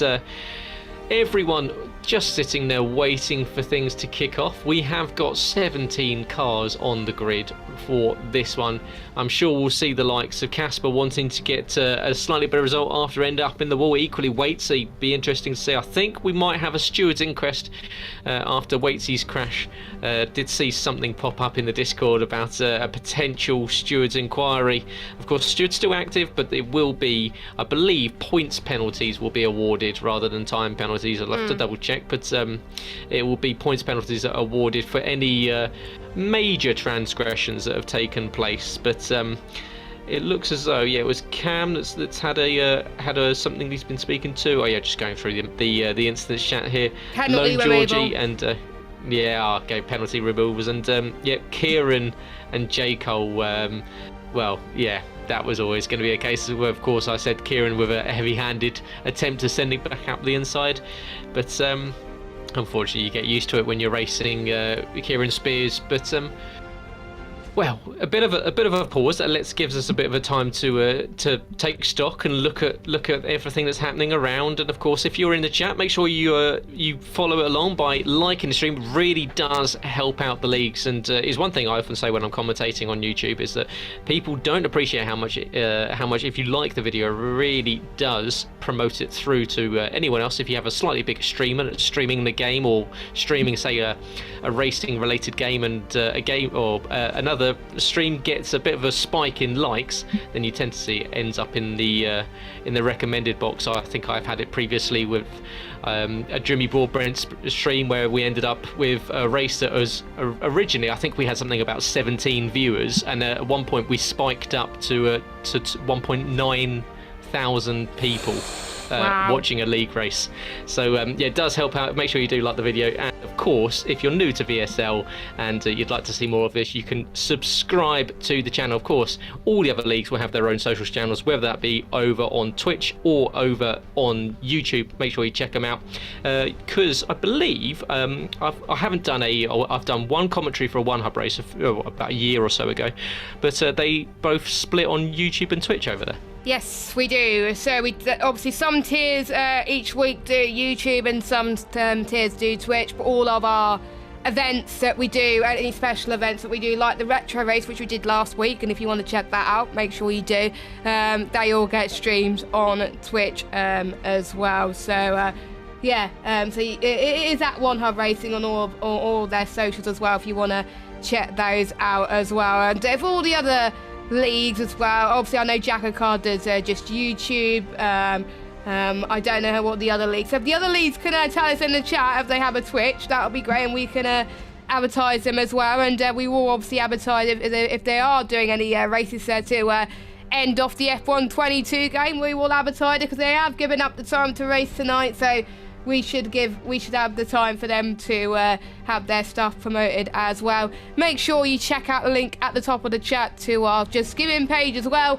Raising money for Sue Ryder Foundation. Supports people that have a terminal illness, loss of a loved one, or a neurological condition, and their doctors, nurses give people the compassion and expert care. We're on £51 at the moment. We need to get a £200 target, so if anyone has the cash, I know it's quite hard at the moment, cost of living crisis and all that, but if anyone has the spare money to do so and donate, please feel free as well. The league will keep the page open for quite a while, so if you want to wait till payday at the end of this week, then you can do so. But we're about to get underway for the sprint race as well. Random grid, so we won't know who's going to get pole position right now at the moment, and we don't know who's leading in the championship yet, because obviously Matt is still doing the standing. So we are going to get underway for the first sprint race of the evening. 5 red lights are on. I don't know who's on pole. It is Yaham on pole, Jaco in second. We already got a drive-through penalty already for jump starting, but Yaham taking an early lead so far. Ignore Andrew up front. He will have to come into the pits very shortly, but it's Yaham in first. Confessor second, Kieran in third. We've got, I think, trouble in the background as well. Twisted has had a bit of an off-serve with Cam, so I think they might have had it coming together, but lap 1 instance already. 3 laps, don't forget, so you were right, Gaff, but we got Johan going down the inside, well, trying to defend from the Confessor, it looks like, for the race lead. And Iceman has had a bit of a spin, so the king of Portimao is not going to be the king of Portimao if he keeps this up. Yeah, the king is dead. Long live the king. And what a start from Andrew, who I think started about 3 minutes before everyone else. So he's only now got 0.5 of a second lead. Casper picks up a 2-second time penalty for track limits. Of course, in this slightly shortened race, it's a slightly lesser penalty. We've got front wing damage, I believe, for Cam K, and it was Twisted that he tangled with at turn 1. So that's why Twisted is back. So VSL team 2 top and tail the race at the moment. Yarham at the top, and Twist, who's just jumped up. Well, you found he's fighting with Casper for P16 and 17, but it is Yarham leading way from the Confessor, as we've got Shane in P2, Andrew, who's going to have to serve a drive-through, and he's only got a lap to do it. In fact, Cam gets a 3-second time penalty speeding into the pit lane, so you can say all these time penalties a little bit shortened due to the nature of the race being a lot shorter. Kieran up into P4, Cam and P5 make it TGP 4th and 5th. Jake O'Sullivan has managed to get it through a lap without picking up a time penalty. J. Cole in P7, Valsa P8, Yuri and Waitsy are your top 10 as the cars all find positions. Valsa tries to go down the inside of J. Cole, can't get the move done just yet. Kieran's cleared. Andrew is now up into P3 as they're still side by side and just about misses the nose of of New Zealand Cam there, who gets down the inside. So it's now TGP 2, 3, 4. Yes, so again, looks like TGP is topping that at the moment as well, and looks like they could be on their way to be winning the Battle of the Leagues this evening, but there's still a few more races to go. We've only had 2 races. Anything can happen. You never know. They could fall to the back for some reason. As Casper and Twisted and had a spin again, as one of them has taken the brake and marker balls with them. Be careful. You don't want to get disqualified. Go the right way. As we've got the 2 TGP boys fighting at the front. We've got one person who I think is coming in for a front wing change. So that's not good from the Rising Phoenix guys as well. But we're seeing exactly the same situation as we're seeing in other leagues. Both leagues fighting for position, or they could be working together to keep the other teams behind. Three TGP guys up front. This is going to be looking good for their chances. Jake and Jaco are fighting position. Final lap, DRS enabled as well. It's going to be a sprint to the finish. Jake covers off to the inside into turn 5, which is Torre Vit, heading towards one of my favourite parts of the circuit, towards turn 6 and 7. He's going to go for a cheeky send down the inside and towards turn 8 as well. A bit of contact as well, as what I like to call a little bit of a bump and run, but it is for a charity race at the end of the day, so they are having a bit of a laugh. But Jake holding his own here in Portimao, as Casper unfortunately has retired from the session. But already we're about to crown our 3rd different race winner tonight.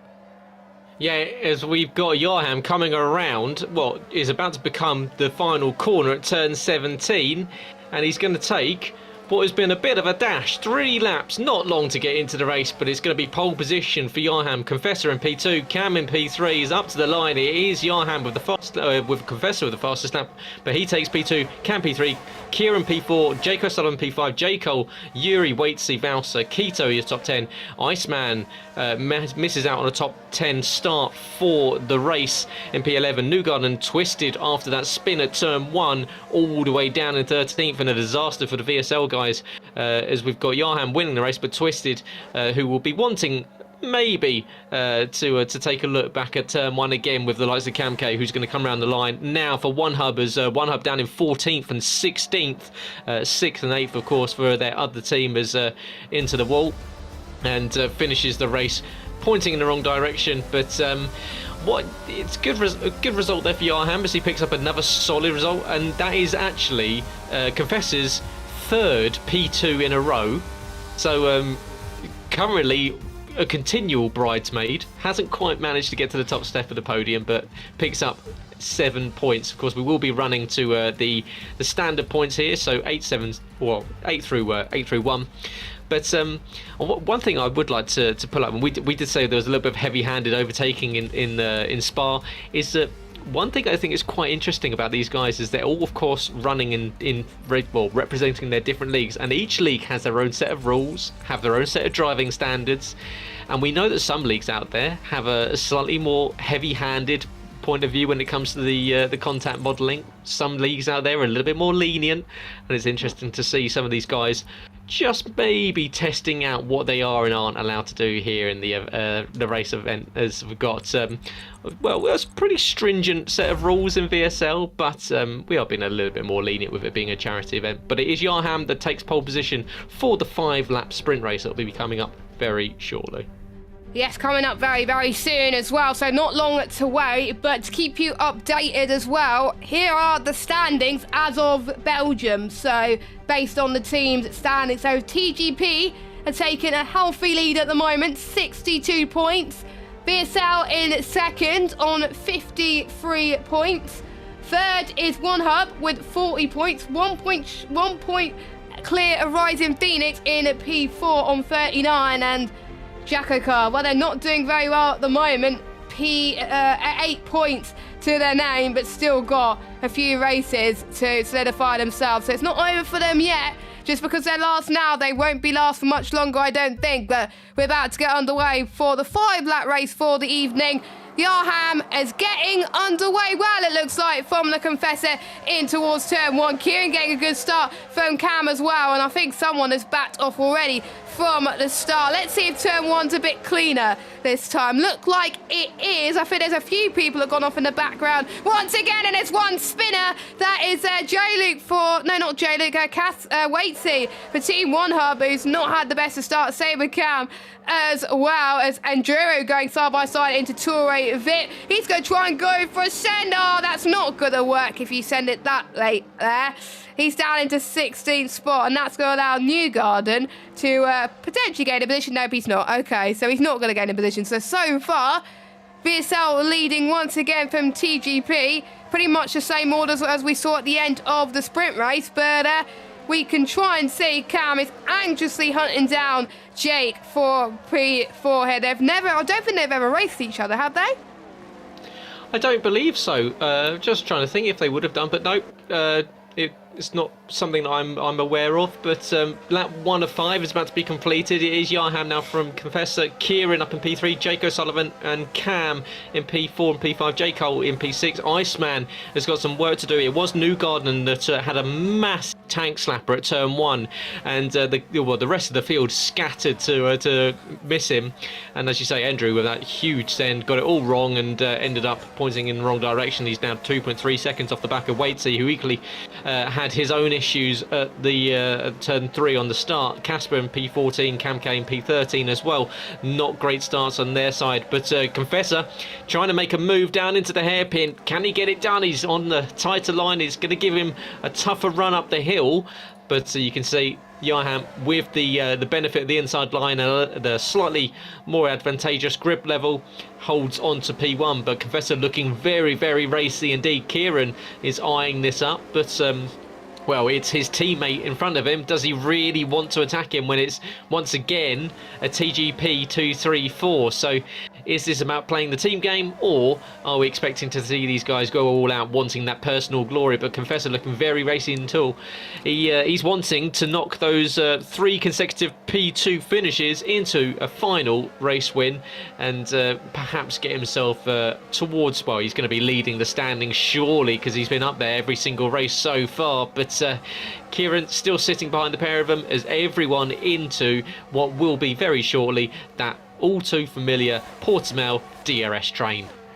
Yes, DRS trains around Portimao. Sometimes it works in your favour, but if you're in the middle of that train, you don't want to be on it, and I think you just have to go for it, go for the send, and hope it works, but not do what Enduro did as well. But Confessor, always the bridesmaid, never the bride. He's going to try and go for the send, and he's made contact. He almost made contact with his teammate there. I think for the multiple time we saw today, going sends like that is just not going to work, unfortunately. He was just so eager to get past Yarham, but to no avail at the moment. Confessor has won multiple times at TGP this season, won multiple races in a row. Almost got the record, I think, for the multiple streaks and race wins as well in that league. So good job to him as well in TGP1, the top division. But he's still yet to pick up a win here in the VSL Battle of the Leagues, though. Even though his league is leading right now, well, he's not leading the race, and he's got Kieran chasing him down. And Confessor keeps lagging on my screen, but don't forget Confessor is from America, so it is to be expected. But we've got all for the first time, I think we've seen all cars in TGP running line astern as well. I think you can tell potentially they're working together, but if you were Odems, you would Shane, rather, you would rather go for the race win as well. But he's got a massive points difference, but you can't afford to throw away points like that. So you've got to really work well as a team, because it's not about the drivers, don't forget.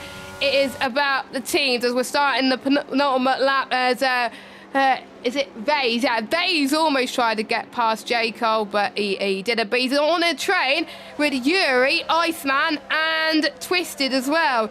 Now, is Yuri and Twisted going to work together, or is Yuri going to help Iceman being in the same esports? We talked about this earlier on.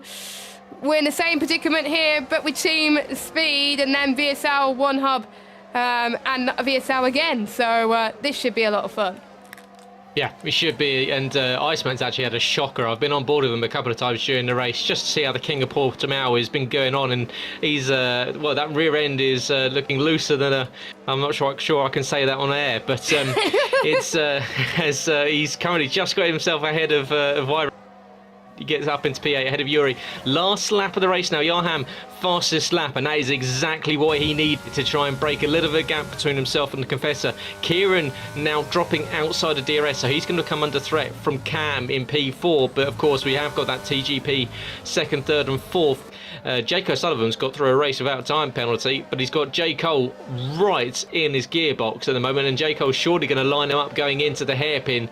He's not quite close enough unless he's going to go for a bit of a lunge, but it's not going to happen. But, well, just a few more corners left to go for these guys to complete their third race of the evening.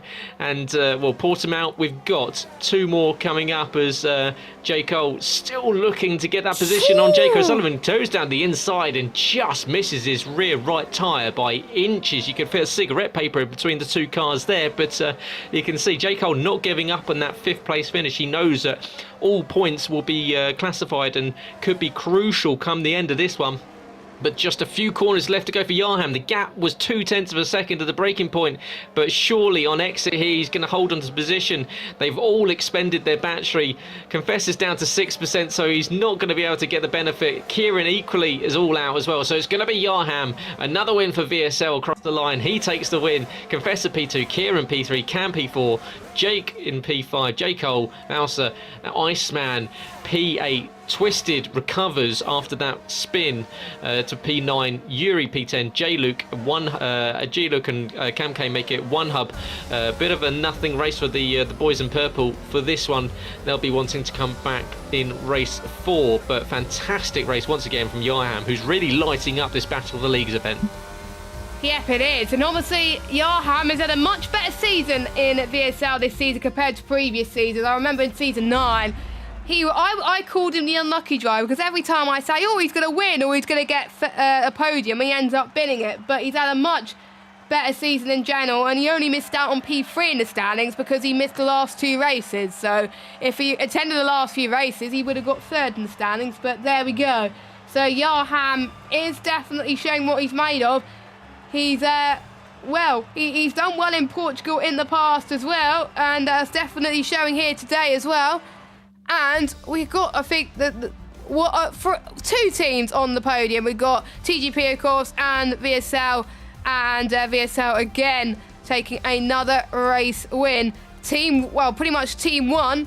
They both won races tonight. Can any of the Team 2 guys? When we'll have to wait and see. So there's your points for race 3. So Yarham wins. Confessor second. We got Kieran, Cam, Kajman, J. Cole. We got Vase, Iceman in 8th position, Twisted in 9th, Yuri in 10th, getting some points there, and J-Luke and Cam in 1 hub getting the final few points there. And we got Keto, Waitsy, Casper, Newgarden, and Andrew. Everyone else has finished.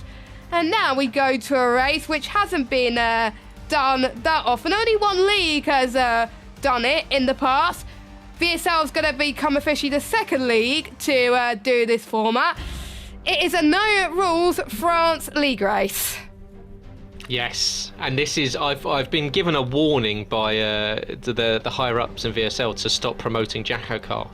They said I've been talking about it too much, but we're going to have to, because Jacko Car, of course, at least from what I can recall, one of the only leagues out there that have given light to the France Super Speedway. So we are going no rules around France, so no track limits whatsoever. The only rule they do have to abide by is that they do have to leave the grid slots when the red lights are out. So you can't go when all lights turn red. So that's the only rule they have to abide by. The rest of it, they are free to choose whatever line they want. So we're about to see 17 cars make their way around France in, an assortment of different lines, and this is the race will be taking place in Jakarta on Thursday, their final race of the playoffs before they go to the Championship 5. So if you want to see not only a very short lap, a very short race around here, 25%, we will be doing 100% race around France, the super speedway, which usually has 17 turns. I think it's around something like that. We will be going to effectively 4. It's about 4 or 5 different attempts at turning you make throughout the entire thing. I think six official corners, we called it in the super speedway, but it is a fantastic race, a fantastic event, and these guys here will all have to be very, very careful, because with 17 cars you don't know where anyone's going, and also strategy comes into play. You will lose all of your battery by the end of the first lap because there is no braking. Basically there's about 2 braking zones on the entire lap, so it's all about looking after your tyres, and it's all about playing nicely with each other, using each other and working with each other in the slipstream to get the draft, to get the overtakes done.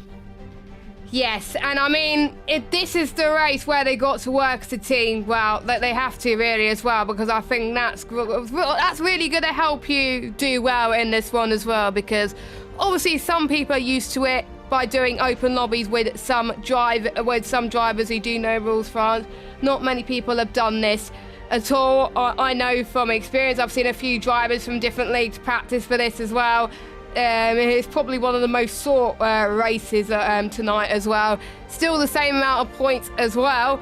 And I'm trying to remember how the race is decided in terms of qualifying. I think it's one shot, but I'll need to check with Matter on that one as well. And obviously, with it being no rules, there's no safety cars, because otherwise we would have to put rules on for that. So no safety cars. Obviously, damage will still be on. No formation lap, of course, as well. And it's about who's practiced the most and who has taken the fastest line to go fastest. What would you say will be a fast lap around France for one shot, do you think? I will quickly get up my my results from when we were here last time, and I'll come back to you, because I think it was around about was it just over a minute? That was on the last game though, wasn't it? The Super Speedway? That is true, so it'll be slightly faster. Slightly faster or slightly slower? Maybe slightly slower. I think probably a few seconds slower, yeah. Yeah. I think I saw one driver do 105s as well in practice. I was like, jeez. Yeah, I think that's how fast they're going to be. But obviously we'll find out tonight how fast they're going to be as well. Don't forget, make sure you like and subscribe. Hit that bell if you are new as well. And our streams will get recommended more if you do like this video. Very, very important. And also check out all the other leagues on their socials as well, who have given up their evenings to be here today. Thank you so much to them. We've got at TGP Series for TGP. For Rising Phoenix, we've got RP Racing League. We've got at One Hub Racing, at Jackaka _ and at VSL _ F1. So yes, those are the socials there as well. You can check them out on YouTube and at Twitch as well. 2 more races to go, and we still got the team championship, anything to play for. Pretty much after the first 2 rounds, pretty much the top 4 teams are quite closely packed together, but it is TGP that is leading the way at the moment. I think they're going to be leading the way going into round 4 as well, because they've had multiple cars in the top 4 as well. And yes, it should be interesting to see. And don't forget, they get points in the sprint race as well, so all the more important for their team's championship too. As I think we are just waiting for Matter to do the standings, and then we should be getting underway.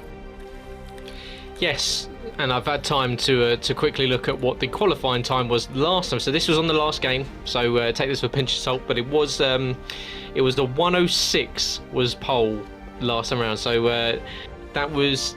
You'll be seeing times that will be bouncing in the just over the 1 minute mark I don't think it's possible to get under a minute here with the setups that these guys are running. I'm sure that you'll see some people out there that will be able to do it under a minute, but I'm pretty sure you'll be seeing times around about that 1:05 sort of time. So this is always one to watch out for, and we've had a little bit of a bit of animosity, a bit of people not particularly happy with some of the racing standards. Well, unfortunately for this one, you're going to have to get your elbows out, because whilst we're not going to let these guys go out there and just effectively run as a destruction derby, we are, however, going to there's going to be some bumping, there's going to be some bump drafting. It's all a part of the fun. This is a super speedway, this is not a Grand Prix.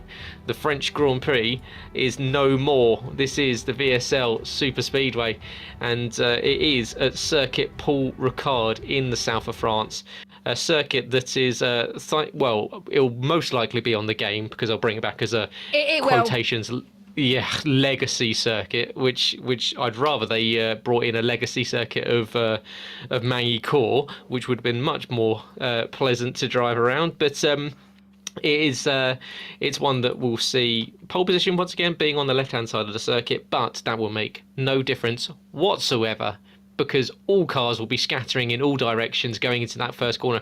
It's really the first real corner, which is the College corner at the top end of the circuit that leads onto the Mistral Straight. So as we go into one-shot quali, and well, let's follow along with this is all going to be set up here. This is who is going to go for the slipperiest setup to send you down throughout the rest of this lap, and it's Jake O'Sullivan. So it's the two Jacker car guys at the moment that were tracking very nicely on straight lines pace. What is their cornering pace compared to the rest of them? Because I imagine you'll see a lot of these Jacker car guys maybe a little bit further up, having practiced this one, ready for the race coming up on Thursday. So it's Jake O'Sullivan from J-Luke, from Kieran, from Iceman, from Yuri. So all of the Jacko car guys running in the top 5. Yes, don't forget they are in Jacko car, but they're racing in different leagues. So Jacko car 1-3 at the moment, One Hub in second, VSL fourth, Kieran who is now in fourth as well, keeping changing positions as well.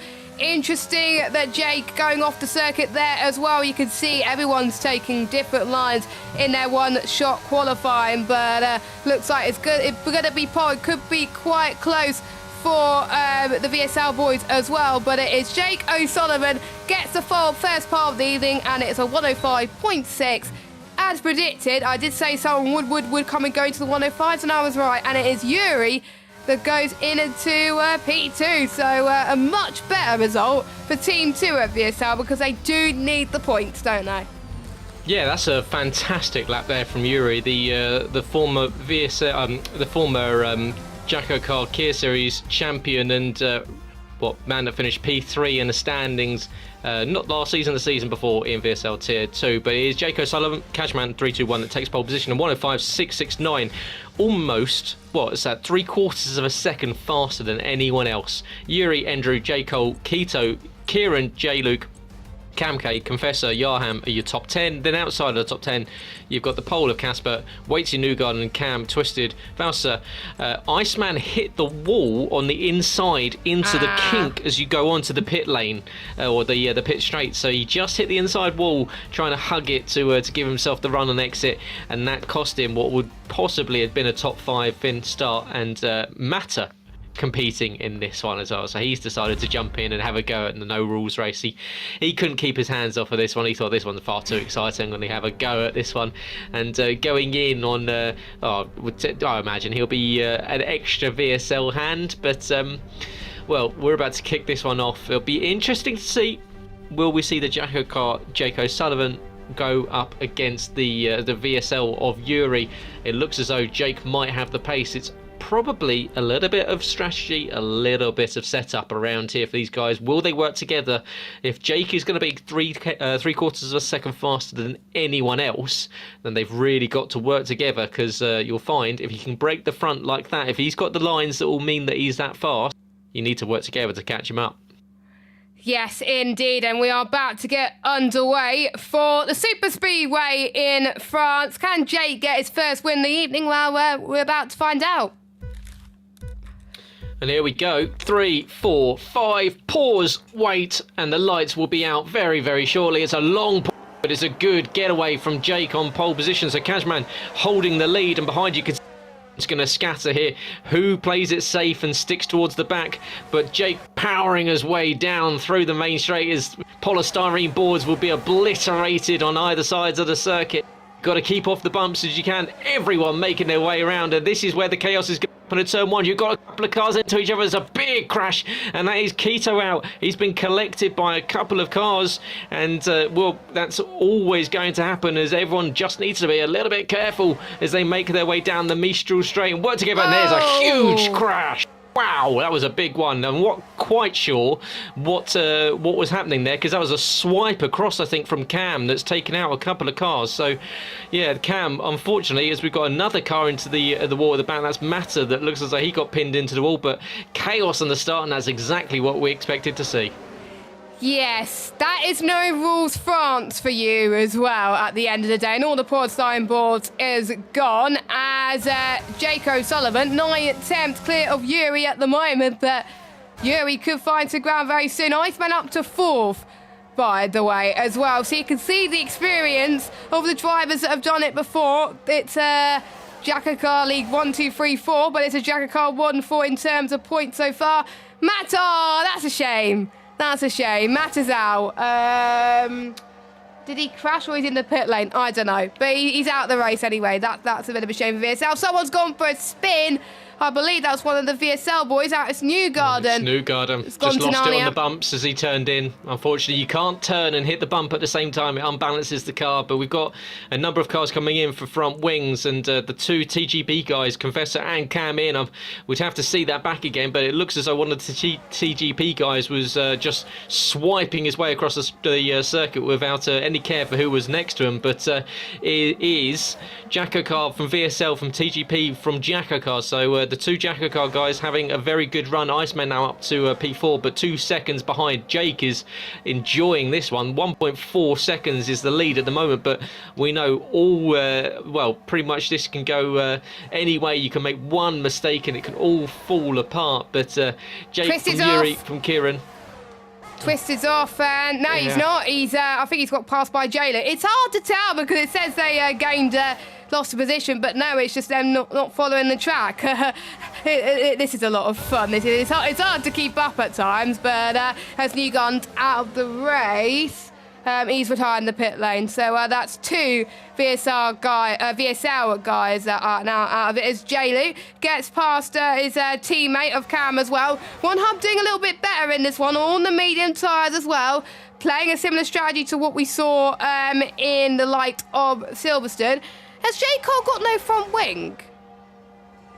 I'm going down and doing. Yes, he does have one. I was just doing a front wing check for everyone, just to see if everyone, because of course you would be a monster in a straight line if you have no front wing. But it looks as though everyone running. Oh, Iceman's hit Andrew and he spun. So Iceman was doing so well, and now he's dropped down into 10th position. I hope he hasn't got any damage from that. I don't think so, but he can use his experience to climb up the order. He's still in a good position anyway, and he's coming into service stop early as well. And we're already on lap 4, ladies and gentlemen. That's how quick this race has gone so far. Yes, and this is where what I was saying at the start is that I think for the uninitiated that haven't done something like this before, and obviously it's a gimmick, we all know it's a gimmick, but you need to be careful at the start. We've seen what happens if you mess around, if you really just choose your own line without even thinking that there are other people around you. But J. Cole now does have no wing for me, so I'm not sure if that was a visual glitch previously, because he did, and now he doesn't. So. Yeah, it's you just have to be a lot more careful. You can't, on that first lap when there are so many cars around you, you kind of just have to treat it as if it's the first lap of a normal Grand Prix and hold your line. You can't really be aggressive if you're overtaking. You just need to make sure you just find your line and take it. As we've got a car pointing in the wrong direction, that's Yuri that's gone for a spin, got caught on the bump, and unfortunate for the Dutchman, he's gone around and has now dropped himself down. So VSL's J. Cole out of the race. Oh, big crash as well. He's just been run into by Twisted, who's just gone into the wall and is filtered in the wrong direction. And he's actually driving the wrong way so he can go into the pit lane. You can do that. There's no rules to say that you can't. But unfortunately for J. Cole, that's one hub that have lost one car. Twisted now down into P9.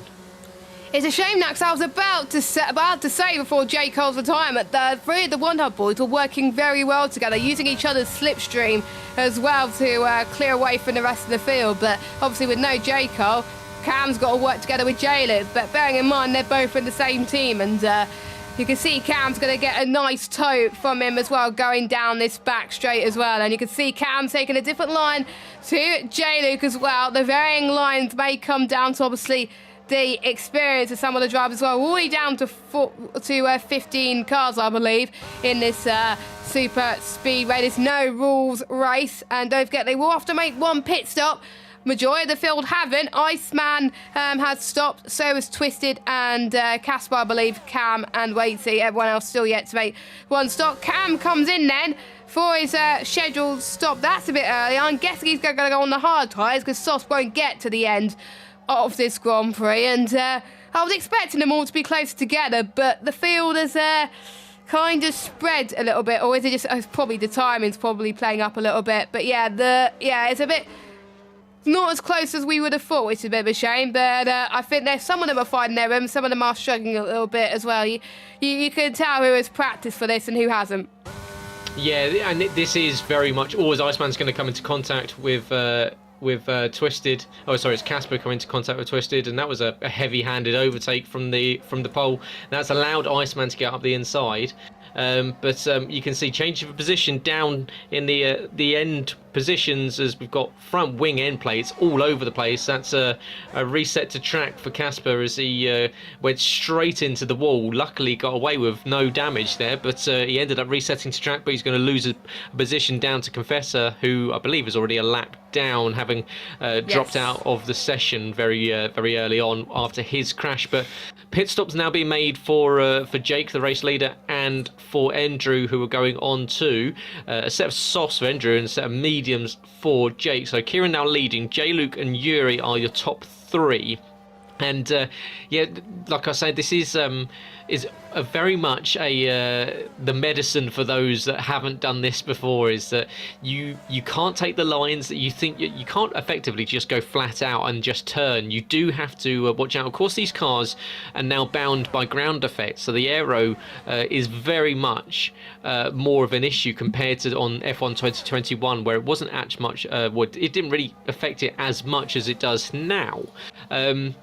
And so the cars do get very unsettled if they hit a bump, which especially on these abrasive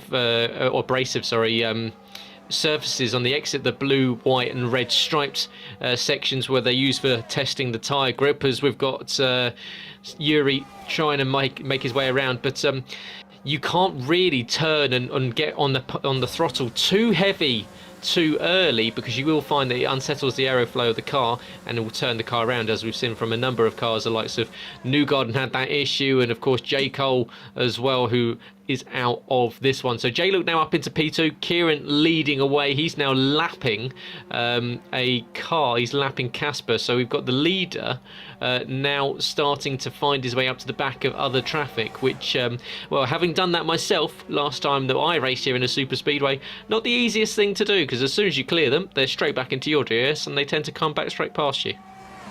Yes, and I think with the final pit stops, we will see, I think, who's made the right stuff today as well. As there is Iceman and Cam going at it. They've been going at it all race long so far, as well as Cam, I think, wanting to get past Iceman sooner rather than later. He can be very creative in terms of his line at the moment, but Iceman using the track a lot better to his advantage compared to Cam, but Cam having a much better result here today, as Kieran has gone into the pits for his one and only stop here this evening. So down the back straight, going through the old turn 8, but it is a long back straight, which they use in endurance championships. I wish they would use it in Formula 1, to be honest, but they won't be using it in Formula 1 this year. But I kind of wish they have that in the game, because the chicane in real life is absolutely awful, by the way. It's hard to overtake at times at the moment, as Cam trying to go down the right-hand side as well, heading towards the final few corners. And Iceman keeping hold of Cam as we head towards the start-finish straight to start lap number 9 of 13. Both of them just about grazing the wall there as well, but there's no rules for you not to do that, so they can do that if they want to, but you don't want to be getting damage through that as well. So attempt number 3 or 4 for these two. I think Cam's got to take a different line here if he wants to get past Iceman, because Iceman will know what line Cam will be taking. He can't take the same line as before, and you can see, I think, them swapping lines, and it works to Cam's advantage right now. Cam's up to 7th, but Iceman's going to have the straight line speed of the world here to keep Cam at bay. But can Cam go to the right here and get past the Jacko car in 7th position? They have been rivals in terms of leads for quite a while now, and surely One Hub would want to be ahead of Jacko car on track. So Cam's going to do all he can to try and do that. But this is actually a good battle between the two of them. I'm very impressed. It's quite evenly matched, and we got a spin out, and I believe is that. Oh, I don't know who spun there. That's Confessor that went around. He's a lap down anyway. Got caught out. He was, I think luckily for the other guys, there was a little bit of a lag as well. So I'm not quite sure if it was a bit of a laggy lobby, but these guys all filtering into position. Cam and Iceman fighting away, but what it is doing, and this is what they need to watch out for, and this is something that you'll see in the super speed races, that the more you fight like this, the more time you lose, because they were 6.1 seconds. Oh, Iceman goes around, and he's going to have to flat spin that, so the tyres are going to be hot, and that's going to cost him not only a position, but he's now got Yarham's going to. Well, he's on brand new soft tyres, so Yarham's going to be very, very quick behind. But you do need to work together. Fighting away it is fun, but of course it does cost you a heap of time. So Yarham now 2 seconds behind Iceman, who's just gone for that spin. Into the box comes Jamie Wright, so the One Hub driver in onto a brand new set of softs. Jake O'Sullivan leading this one as we expected. Of course, he was very quick in qualifying. He's now leading by 11.8 seconds back to Kieran. That is, I have to say, a much better show for Jake in the super speedway as well. That's good signs for him in tomorrow's race as well, even though he doesn't really need to do much in terms of his championship chances, because he's through anyway. But he's looking like he's a favourite even on medium. So anyone racing tomorrow, by the way, watch out for Jake, because he's absolutely rapid, and I think he's going to be the one who will lap me tomorrow. But Kieran in P2, loving life out front as well, beating J-Luke on track, which could come into play in terms of the Championship 5 as well, coming up next week. We'll have to wait and see. In terms of VSL, Yuri being the fastest VSL driver at the moment in P4. He was in Tier 2 for the last few seasons, been at VSLs in too many seasons to count, and has been a regular. Someone has gone for a spin. Oh, that's the Rising Phoenix guy of Enduro, unfortunately. I have to say, fair play to those guys for having a really good campaign in 4th place for Enduro. I think it's best race overall tonight. He's liking the no rules, and considering that he hasn't done a no rules race, he hasn't had the advantage compared to most of these guys in the grid. He's doing a really good job. I think he must have done a lot of practice for this. I can tell from the way he's driving. Yeah, these guys, you can tell it's taken them a lap or two, and as we start to the penultimate lap, but it's taken them a lap or two, but they finally got the lines you need to take. They finally realised that you need to be a little bit more careful. Oh! Big crash for Cam. I just saw in the background there, and he's just been missed by Vavasa. Cam, almost didn't stop. Straight into the wall at the final corner, and into the pit wall, and car's going to be streaming past him, and hopefully his car does ghost, because everyone else will be coming at him. He's right on the racing line as you go into the pit straight. But onto the final lap of this one is Jake O'Sullivan, and 13.5 seconds in 13 laps, so almost a second a lap, over a second a lap faster than everyone else, and that is going to put the entire Jacko car grid on notice. I'm sure they'll be watching along, trying to see if there's any tips they can glean before tomorrow's race here at the Super Speedway, 100% race over on the Jacko car channel. But Kieran and Yuri will be very happy indeed. P3, he'll be delighted with that. Andrew and P4, equally very good result. Then you've got J. Luke in P5, one hub P5 and P6, but Cam K is making his pit stop on the last lap of the race.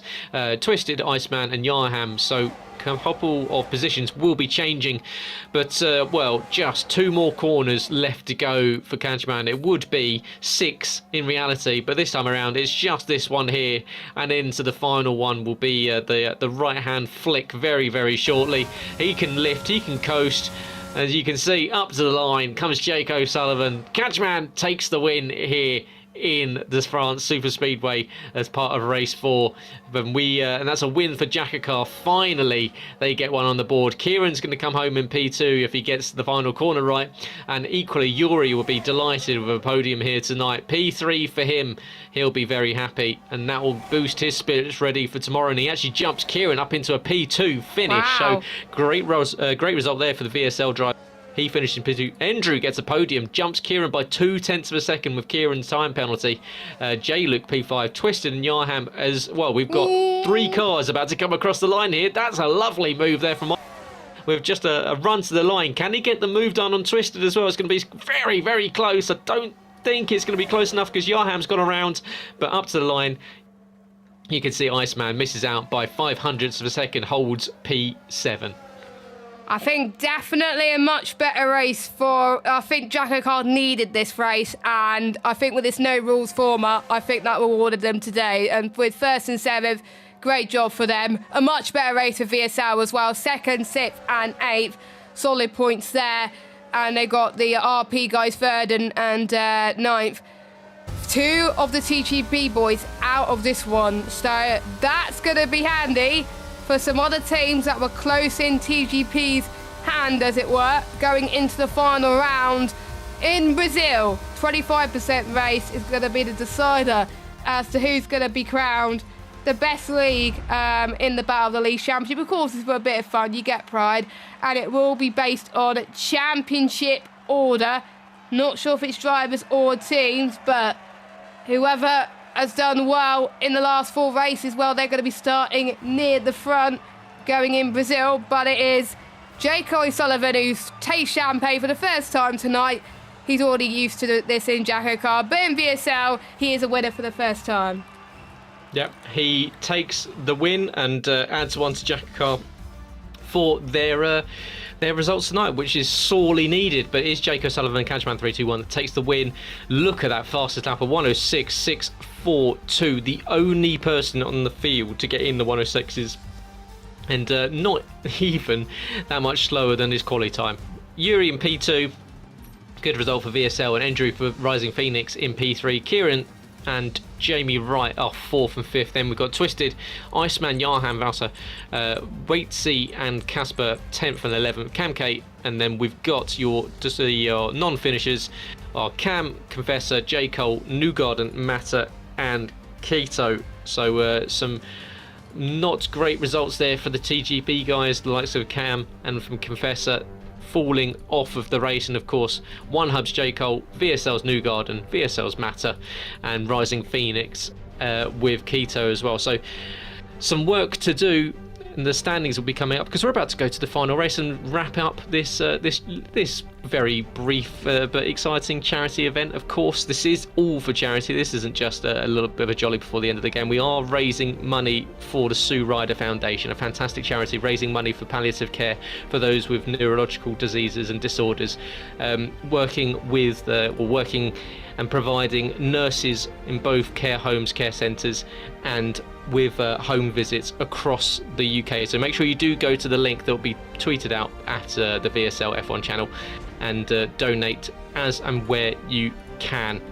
And we will be heading to the Brazilian Grand Prix to finish this one off. We head over to Interlagos for a championship order quali. So it will be the fastest guys at the front of this one and a 25% race.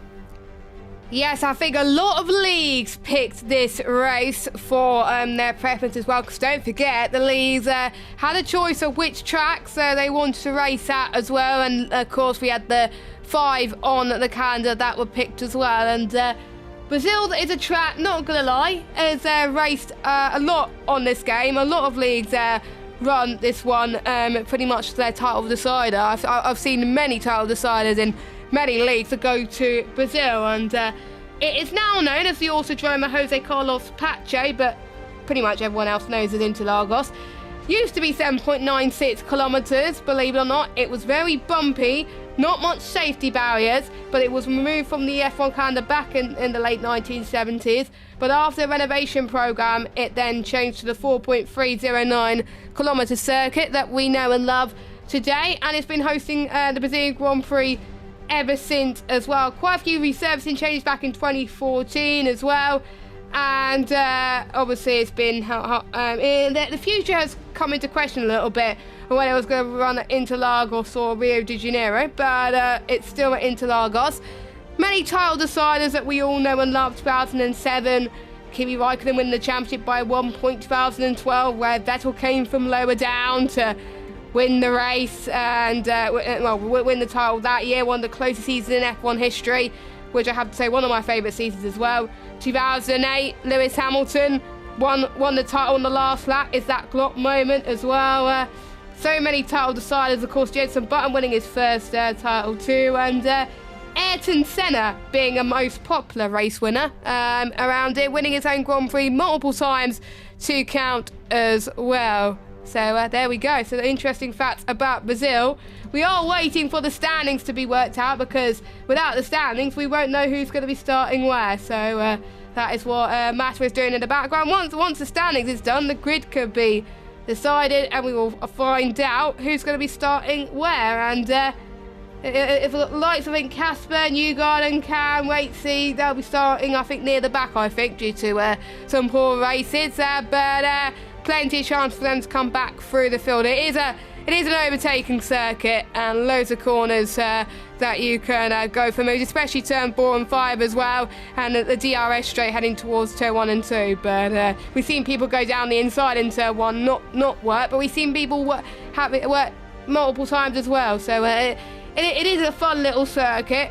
Could throw some surprises as well, and looking forward to this one. And will TGP hold on to their crown, or will any of the other leagues who were close to them, like VSL and Rising Phoenix, for example, get close to them? We'll have to wait and see. And anyone could take this title, I think. It all takes one good race to help them get in the chase again. And with TJP losing out in France, well, that's not going to help them in Brazil.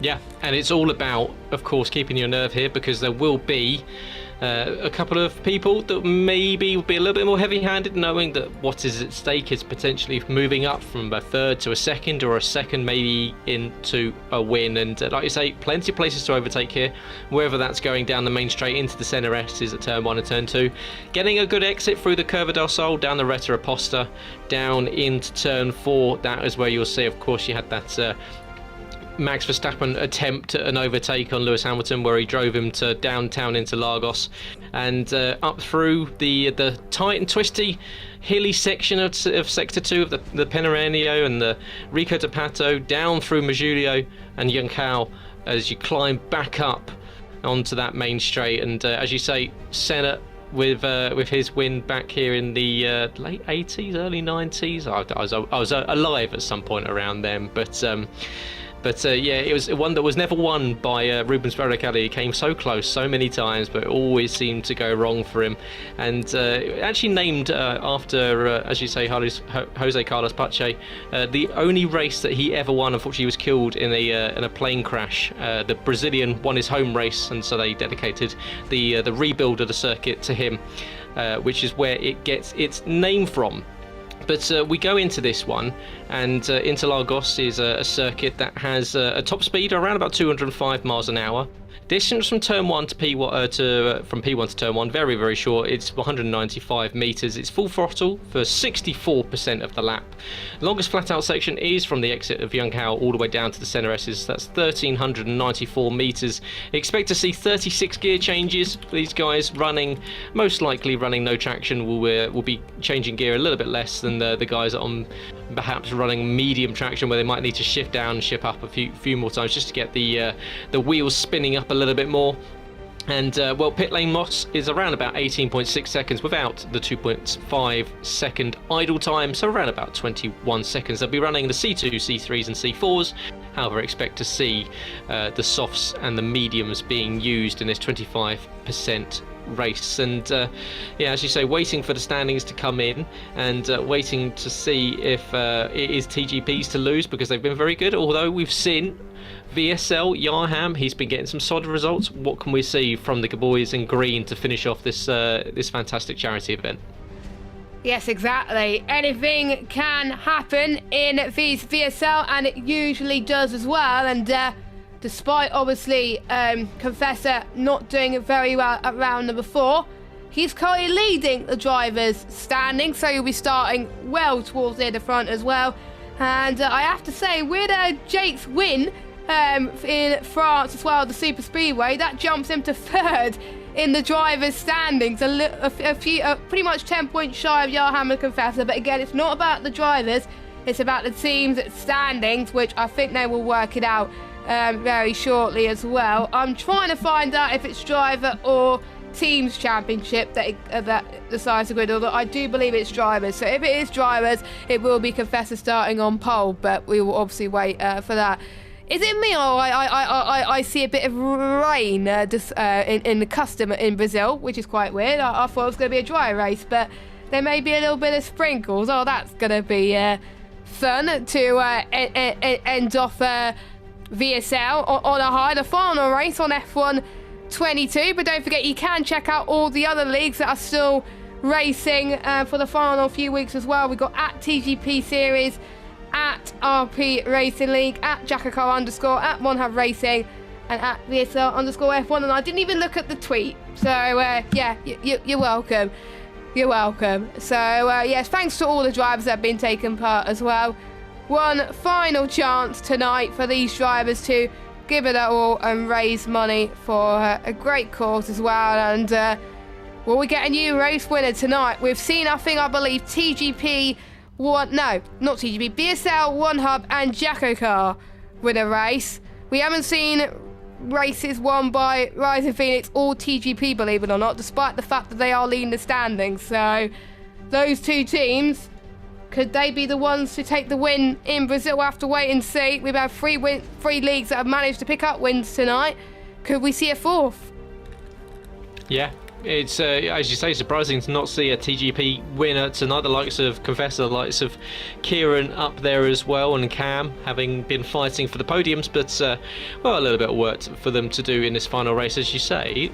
The icon suggests that we might have some rain. It'd be interesting to see if we've got 18 laps around here. Of course, it's quite a short lap. It's around, it's under 70 seconds. But so perhaps we'll see the rain maybe dry up later in the race. That'd be quite nice if we went from a wet to a dry race, just to test these guys out and the final standings here. Of course, we will be going straight into this one. No qualifying whatsoever, so the grid has been set by the championship order, and we will head into Lagos and kick you off for the final race of tonight and the final race for plenty of us on this game. I'm sure several of them will be uninstalling post this one, but well, there you go. We have got intermediate conditions here in VSL, as is the Battle of the Leagues, a charity event raising money for the Sue Ryder Foundation charity, raising money for those with of neurological disorders and diseases with palliative care. But 14 seconds left to go, so that's 10 seconds to go over and donate to that worthy charity. Make sure you find that out by going to the social media channels at VSL F1. But 3 seconds left to go to kick us off for this race here in Brazil. We've been going for over 2 hours now, but which league will come out on top, we are going to find out in 20 minutes' time. And we've got no countdown. We got no countdown now. It was counting down 30 seconds, and now it's gone again. So the game was hyping us up, and now it's gone. So hopefully we can get underway shortly. Intermediate start to the race changes the whole complexity of the race. They're going to think about their setup. They probably thought it was going to be dry for Brazil, so they probably haven't got a wet setup. But I think everyone has at least raced Brazil at least once, more than once on this game. So they should have a wet setup by now. If they don't, they're going to struggle a little bit. But it is Confessor that will be starting on pole position. Yarham will be alongside, and Jake O'Sullivan will be third. Twisted fourth. That'll be Kieran, Cam, Jaco, Keto, Andrew, Yuri, J-Luke, Iceman, Valpset, Waitsy, Cam, Casper, and then Newgarden will be last. So that's your grid order. If it's based on drivers, that's your driver championship order. And it looks like it, so I didn't feel like a complete noob. So 5 red lights are on here at Sao Paulo. And we are go. Let's see who's going to get the best of starts. Quite equal between the pair of them, Confessor and Yarham. Looks like the VSL boys trying to work together, but Yarham trying to defend from the inside, but Confessor cuts to the outside, and Confessor's had a bit tank of oversteer heading towards the centre rest as well. One of the VSL guys was absolutely struggling through there. They all head through to Cesar Lago for the first time. Jake is up to second place, so he's had a good start. Kieran's had a good start as well. One person has gone off the track. It's no rules. It's normal rules here. You can't go off the track, my friend, because you could be in a lot of trouble, as there's a lot of squabbling going on in the background for the midfield positions. We've got Cam up to 5th. Yuri is up to 6th. Twisted losing ground to Cam now. He's up to they're going side by side, and the camera, I have to say, when I'm riding on board with Twisted, is absolutely awful. That's better, much better shot, as Cam trying to squeeze up the inside of Twisted, and does he get past? Nope, he does not. Twisted managing to defend there as we head to, a little bit of contact there. We've got a yellow flag. That is Newgarden that's round. Yeah, they've all been, I say, just about behaving themselves. There's a little bit of panel beating here and there, but Yuri got a bit of a tag into the midfield hairpin, and into the box we see the first stop of the race for Cam. So he's going to box very, very early. So is that for a front wing change? But it is Jake leading from Kieran. So Cashman from Speed Key from Confessor, so from Cam. So once again, TGP holding their positions. VSL hot on their heels, 5th, 6th and 7th. And then we've got Keto in the 2-1 hub races of J. Cole and J. Luke, before you see the likes of Rising Phoenix sandwiching the two fastest one hub runners. So at the moment it's the Jacko car runner of Cashman 321 that is holding up the likes of Kieran, who's looking quite racy at the moment, right on the back of him. And Kieran, who I believe was a race winner here in his attempted Jacko car this season, so he's no stranger to the top step of the podium. And in that race, Jake O'Sullivan unfortunately found himself pointing in the wrong direction quite a few times. So what can he do? Will he get one back over on Kieran? We've got a yellow flag for Yuri. So unfortunately for Yuri, who started off quite nicely, he's had an issue and he's dropped all the way down to P14. Not good for VSL, because they're closing up to TGP in the standings, so they need all the points they can get, because they've got 2 teams, as Kieran sets the fastest lap of the race, so he's chasing down Jake O'Sullivan as well. These two have been fighting again for quite a bit of the season as well, in some races, not as much as obviously we've seen Jake and Iceman have done in Jacko car, but these two have been fighting for quite a bit in other seasons as well, as Jake is holding his own at the moment in Brazil. Jaco trying to defend from Yarham. Yarham tries to dive it up the left-hand side through 4, heading towards 5 now, going up the hill for the 3rd time as Jaco defends from the right-hand side through 6, heading towards turn 7. A little bit of contact between the pair of them as well. Yarham gets a 3-second penalty for cutting that corner. That's going to help Jaco a little bit as well. Jaco, who I've commentated on before, likes this track, but he doesn't like racing on it too much. But he wouldn't mind him being in P7, the fastest one hub runner so far, with J-Luke in 9th as well, and they're in the one hub sandwich currently as well. Johan now the only driver to pick up a 3-second time penalty, so that's not going to help him going into this. Safety card is back on, by the way, so if we get damage again, safety cars could be a factor like we saw in Brazil, as J-Luke gets past Yarham up into 8th, as we got Iceman was fighting with, I think, Waitsy in the background as well. Yuri in this fight as well. Iceman goes down the inside of Enduro, and looks like he's going to get a top 10 so far. Yes, he is, up into 10th, but Enduro, I think he's going to do all he can to keep this one and make sure he can get 11th place back. He could get the switch back here through to turn 4 on the 4th lap. To no avail, unfortunately. Iceman stays in 10th position, but with Yuri and Waits not that far behind, these two have got to get a move on. Yeah, the nice little four-way battle down at the back end of the field. The likes of Iceman and Drew, Yuri and Waitsy. They're now being joined by Valsa in P14 as well. But it is still Jake leading this one away, lap 4 of 18. So Cashman leading from Kieran.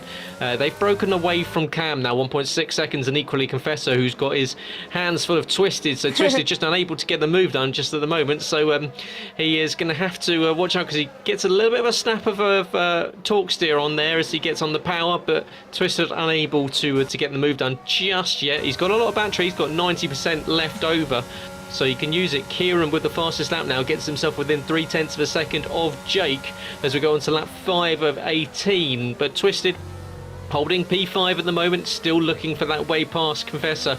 Keto in P6 is now being chased down by Jake Holt, but it's now 1.7 seconds, so he's got a bit of a gap now. Of course, no DRS in these conditions. Twisted 1.5 tenths behind, but still not close enough to get the move done on Confessor.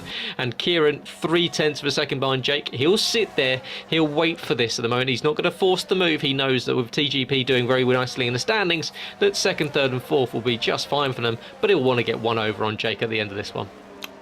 Yes, indeed. Now, it's not good news for VSL for TGP to be 2nd, 3rd and 4th, because the points were quite close between the two leagues as well. So they're going to have to try and get Yarham, Yuri and Newgarden up the order if VSL want to stand any chance of being crowned the best league out of all 5 leagues, because at the moment this could go to TGP, but you never know. We don't know what the standings are from round 4. You never know. It could have changed. It could have been even more closer with TGP's misdemeanors from the French Grand Prix race. And we still got some stewards reports to look at as well. So the points could all change, and we may not know who will win the Battle of the Leagues until we get those stewards reports. As Iceman tries to get past J-Luke up into 9th place. Easy does it from the Jacker Car driver. Again, they're both racing Jacker Car League, but they represented different leagues tonight, and it is one up on Jacker Car at the moment in terms of Iceman and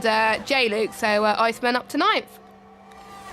Yeah, nice little move there as Keto now on the back of Twisted, so that gap now down to 0.5 of a second. You can see Cashman, Kieran and Cam having made up 2, 3 and 3 as we got a yellow flag for Yarham that's gone around. And is that going to bring out the safety car? Yes, it is, because there's debris in the middle of the circuit, so safety car out. Yarham almost gets collected by his VSL stablemate Speed Newgarden, but that does mean, as we are 1/3 of the way into this race, as Yarham's going to watch out, because he without that front wing in these conditions, he's going to be a sailing boat. But yeah, 1/3 of the way in, the race is now neutralised. And do we see some pit stops? Will this be a full wet race all the way through? We don't know. We haven't been told, and I wouldn't want to know either. But do we see these guys in? Yes, they do. So going in is Jake. Kieran stays out, and so do oh no, at the last second Confessor comes in. So Kieran and Cam staying out. Confessor gets a 5-second time penalty, speeding his way into the pit lane. But we see pit stops for the rest of the field. J-Luke has almost run into the back of Iceman coming into the pit lane. He had to swerve to the left-hand side of the circuit as Mouser gets a 5-second. So even in these conditions and under a safety car, they're still coming into the pit lane at full speed. They are, and I'm surprised not many people to come in, to be honest. But if it's going to be a wet race the entire way through, the drivers, they don't have to pit, because realistically, in the wet conditions, people can do a 0-stop race. I have seen it being done before, multiple times. I think one time I've seen one person do it, and they've gone on to win the race. But you have to have the pace and the time management to do that. Realistically, in terms of data, it won't make it. You have to do a little bit of a short shifting to do so. It does last quite a bit. I know it lasts about 27 laps in the 50%, but I'll need to check what it is in terms of the full race. It's around about 20 laps as well. But obviously the progression, it will be slightly higher as well compared to obviously a full 50%. As the top 5 can pretty much stay where they are. They don't have to box unless it dries up. The question is, which tyres are going to have the advantage? Is it going to be the drivers that have gone into the box, or is it going to be the ones that have stayed out for track position? Now, both of the TGP boys have come in, and for the first time tonight, we're going to see a Rising Phoenix 1-2, Yuri in 3rd, Jake in 4th position, and Shane in 5th spot. I'm a bit baffled, really, to be honest. I don't know why. They probably should have gone earlier, but they probably realised a lot of people have come in. And they're probably going to be bogged on the restart. Or they want to be on the fresher tyres to begin with anyway. But, yeah, they're now down to the back of the grid. But since they're leading the championship, they've got nothing to lose. But they've got to be careful because we've got VSL 3, 6 and 7 currently. I'm not sure who's planning to stop again or not. I know, obviously, Twisty won't stop again. But with the likes of Newgarden and Yuri, well, they're going to try and hold position and make sure none of the TGP boys can spoil the party, because I think it could be between those two for the championship. We don't know, but we got half of this race still to go. I think safety car should be in. Nah, it shouldn't be in this lap because Yarham has just come into the box for another set of the intermediate tyres. Yeah, I'm with you there, Jess. I'm not quite sure. I think that was a strategic mistake there from the TGP guys with Kieran and Cam. They clearly thought that Jake had come in, so they knew that they had the chance of coming in. It's not like they were caught out by the safety car, but Jake was leading. Clearly thought. Yeah, exactly. And safety car now in, so we've got a Rising Phoenix 1-2. 3 cars haven't stopped. Well, I say actually a few more than 3 because Newgarden down to P7 hasn't stopped as well. So we've got Keto, Andrew, Yuri are the non-stoppers, and then Jake O'Sullivan, Catchman 321, is without. Oh, well, he's the first one to have made a stop. Then you've got Confessor and Twisted. So watch out for the guys in 4th, 5th, and 6th. They'll have that extra bit of grip on those new, fresh intermediate tyres. But any time from now is Keto, and he is the effective race leader, and off he goes. So it's a good restart, and in fact it's a fantastic restart for him, because Yuri down the inside of Andrew already. He's on the button, but he's not going to get down the inside. In fact, he's going to send it into turn 1. Nice little move there. It's tagged behind from Catchman, I think, just got caught out on the brakes, and he's turned him around, so that might end up being a penalty for the Jacko car man.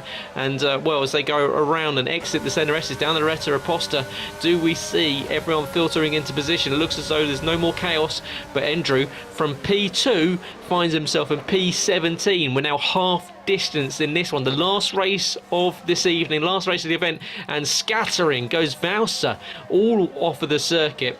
He's come back on in P9 as well, but we've got a car around, and that's J. Cole and Cam that have been caught out, I think. So it's Cam that's gone around there. So Cam and J. Cole all the way at the back now. The One Hub boys clearly getting tangled up and have found themselves in 16th and 17th position.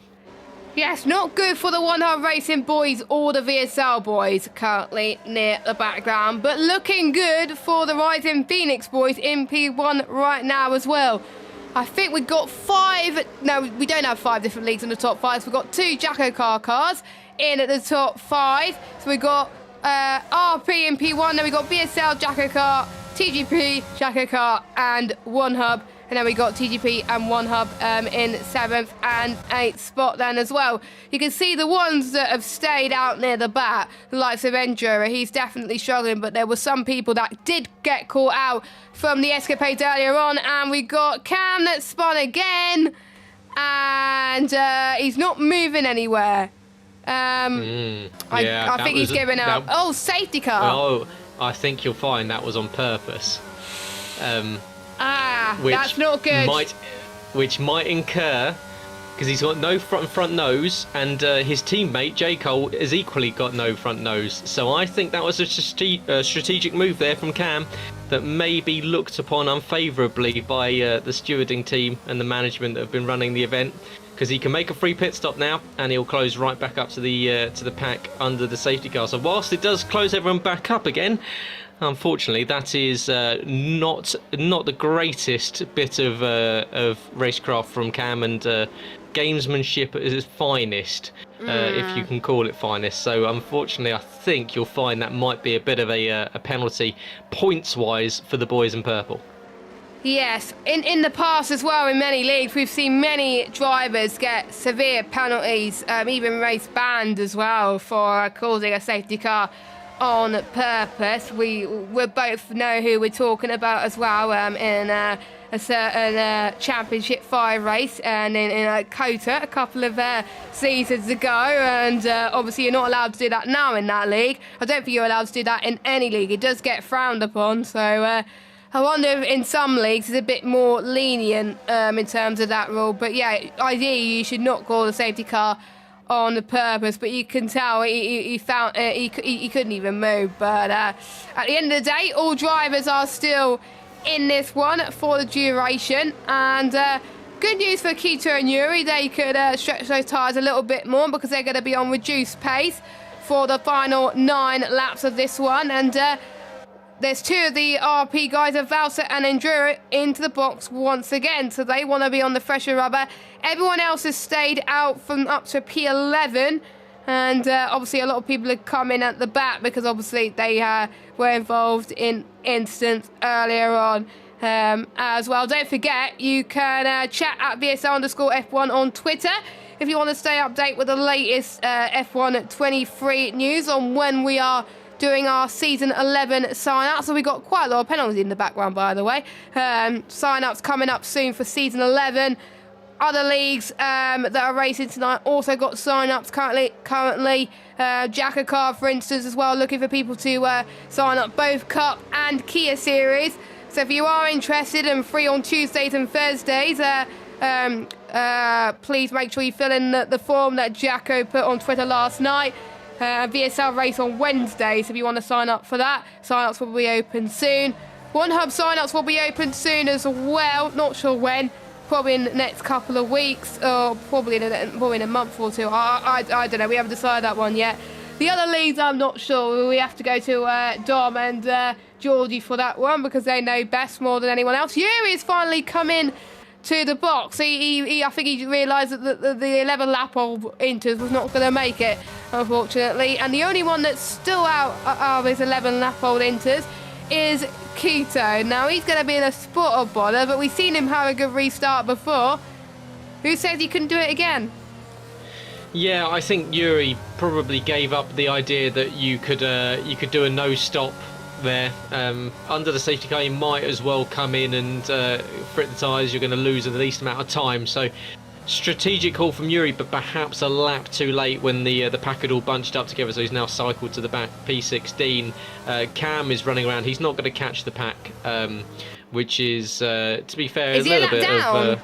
Yeah, I think he is a lap down as well, but that serves you right for bringing out a safety car. But Keto leading this on. Jake O'Sullivan may be in a bit of trouble after the race. Of course, do tune into to the social media channels if there are any changes to any positions. The final results will be posted over on the social media channels. I'm sure all of the separate leagues will be posting and retweeting there. So safety car in this lap, and we will go into the final third of this final race of this charity event here to kick off. Round off.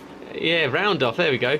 To round off F1 22 as part of VSL. If you are watching to the very end of this one, thanks very much for joining Jess and I in the commentary box. Make sure you tune in for the rest of the race. We've got 6 laps left to go, and we've got Keto leading from Jake. If you are watching, make sure you like along, subscribe if you're new to VSL and you want to watch some more conventional racing as it comes out on F1 23.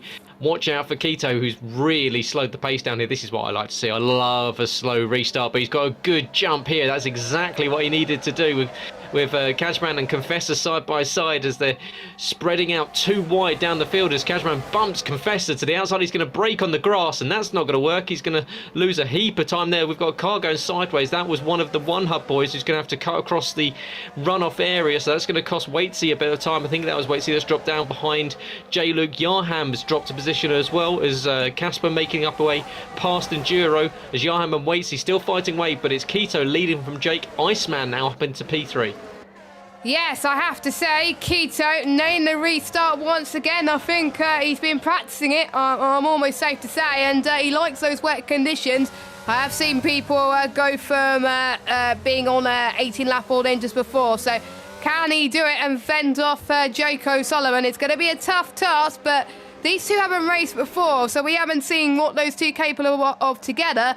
But Jake on the fresher rubber is going to try and get past Keto, but I think Jake being a little bit frustrated, he can't get past it yet. But I have to say Keto is putting off some really good defensive moves there as well.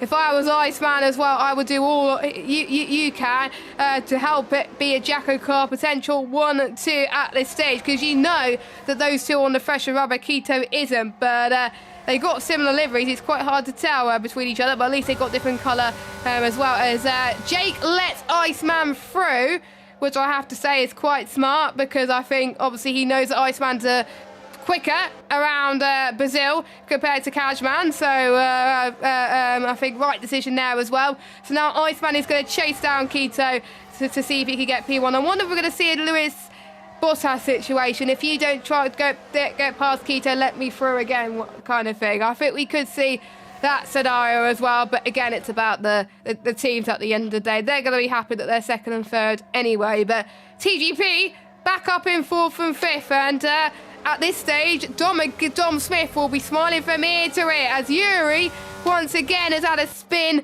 and Yarham not having a great race either. So yeah, the VSL race so far not looking too good. P8, P14, P16 and P7 again.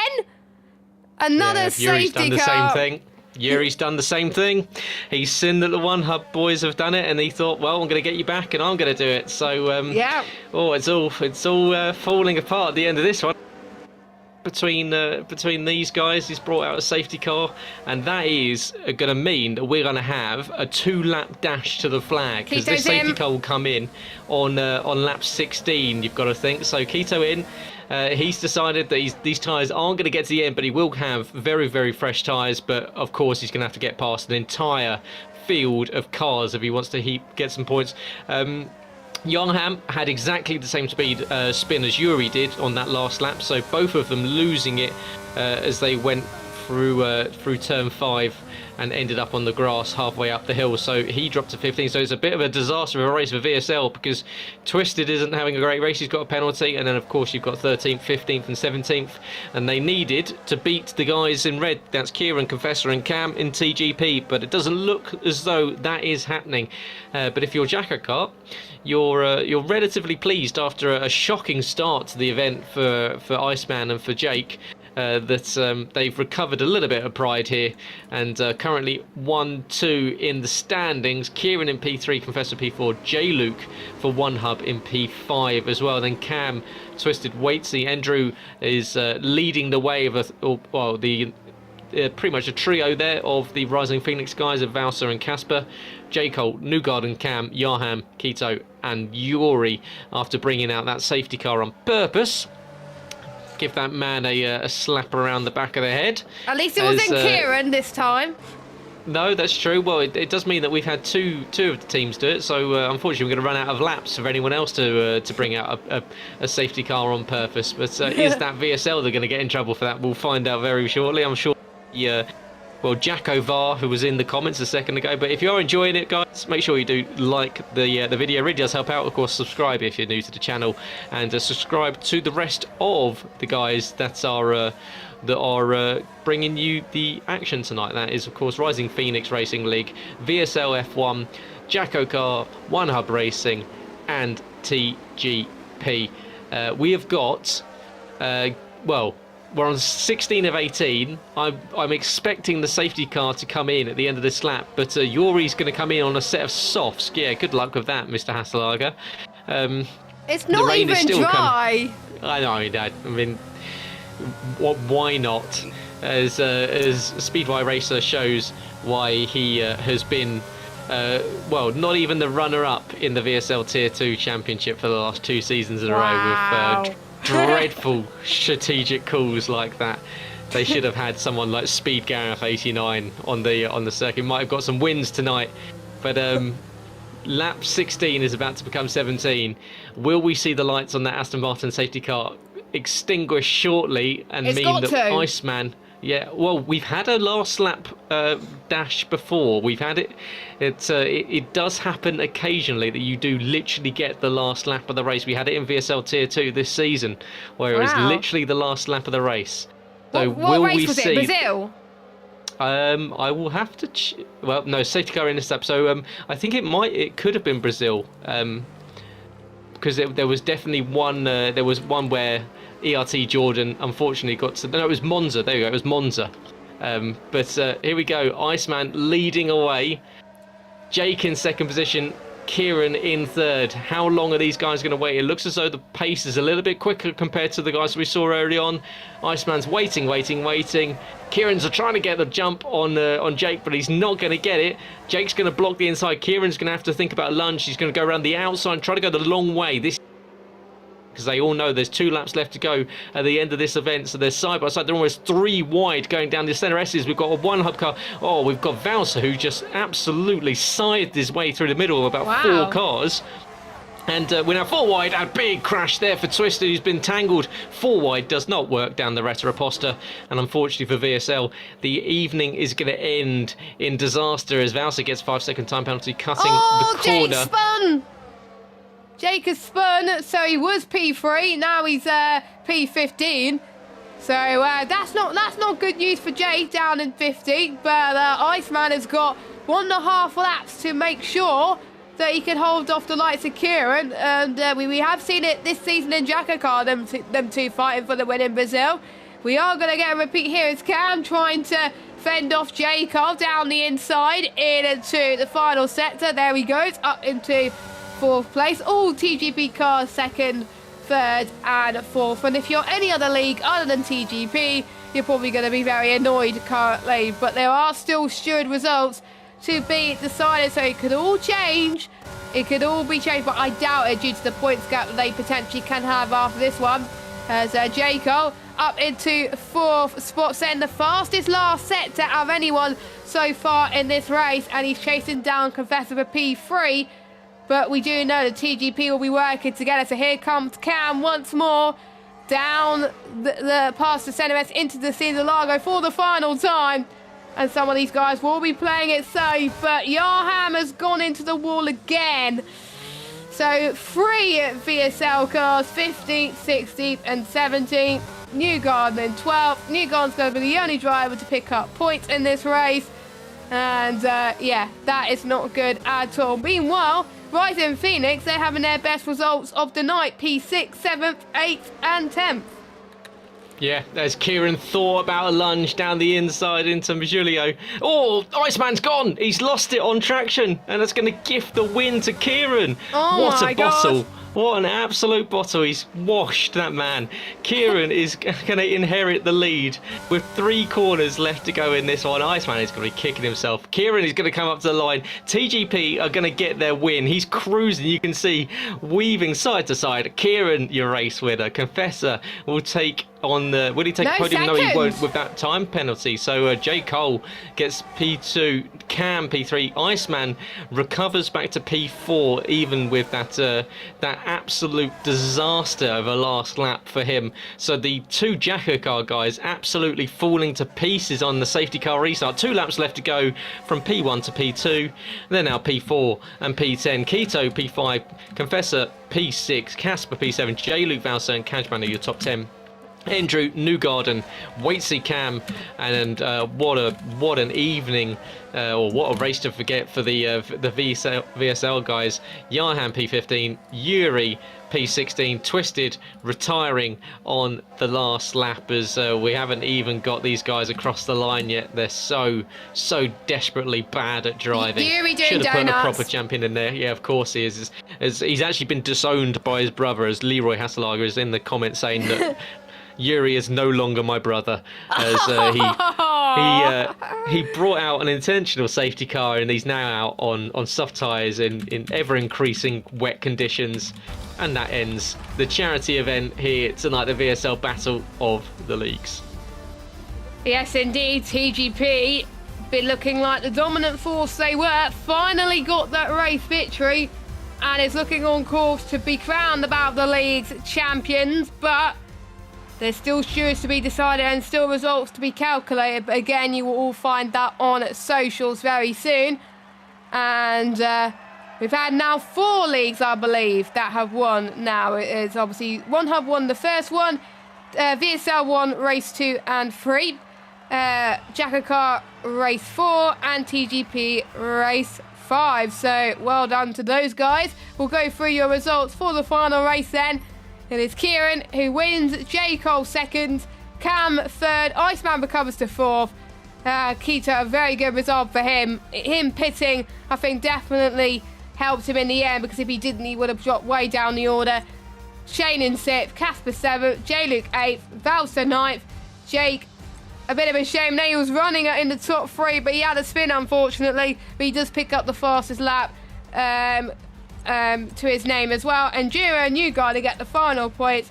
Now are your last finishers there as well. And what a great end to a great event for a beautiful charity. And it's our final stream of F1 22 at VSL F1. We are done. Yeah, we are. 2 hours and 43 minutes, I think we're in now. Jeez. So a solid stint there from you and I. So GG's out to Jess Ball and myself, Gareth Hall, for this one. So make sure you do check out Jess over on the socials at JessGame95. And my game's just crashed. So's mine. So there we go. What a way to end the stream as the and game was crashes caught on for stream as well. Lovely. Oh, you love to see it. So yeah, thanks guys. Fantastic result. You can find Jess at JessGame95 on Twitter. You can find me at GT2_driving over on Twitter too. Jess, wrap it up. Yep. Thank you guys so much for watching. Thank you to everyone that has supported everybody in this Battle of the Leagues. I'd like to say thank you to Matter and Risky for organising the entire thing for the Battle of the Leagues. A very good initiative. I need to check how much we are on price-wise. £51 still. So if you want to donate, check out our socials for that. Thanks to all the leagues that took part as well. Don't forget they have paid and donated something to charity to take part in today as well. So of course we have Dom Smith being team captain for TGP. Of course we've had Mr. Jack Ricketts for Jakarta. We've had I'm trying to get all the other captains as well, because the names are escaping me at the moment. I'm trying to remember where I've made there's notes. Sully for VSL, Colin Mason for One Hub Racing, and George for Rising Phoenix. Check out those leagues on Twitter as well. We've got at VSL_F1, that is our league of course. At One Hub Racing for One Hub Racing. Jakarta is at Jakarta_. TGP at TGP Series for TGP, and at RP Racing League for Rising Phoenix Racing League. So we're going to wrap it up now, and you'll find all the results on Twitter. Thank you for watching from myself and Gareth anyway. See you next season for season 11 for VSL on F1 23. But make sure you check out all the other leagues for their final few races on F1 22, whether that'll be league racing or just some fun races to wrap off the game cycle. But we will leave you with some outro music. But until then, take care, stay safe, and have a good evening, everybody. Good night.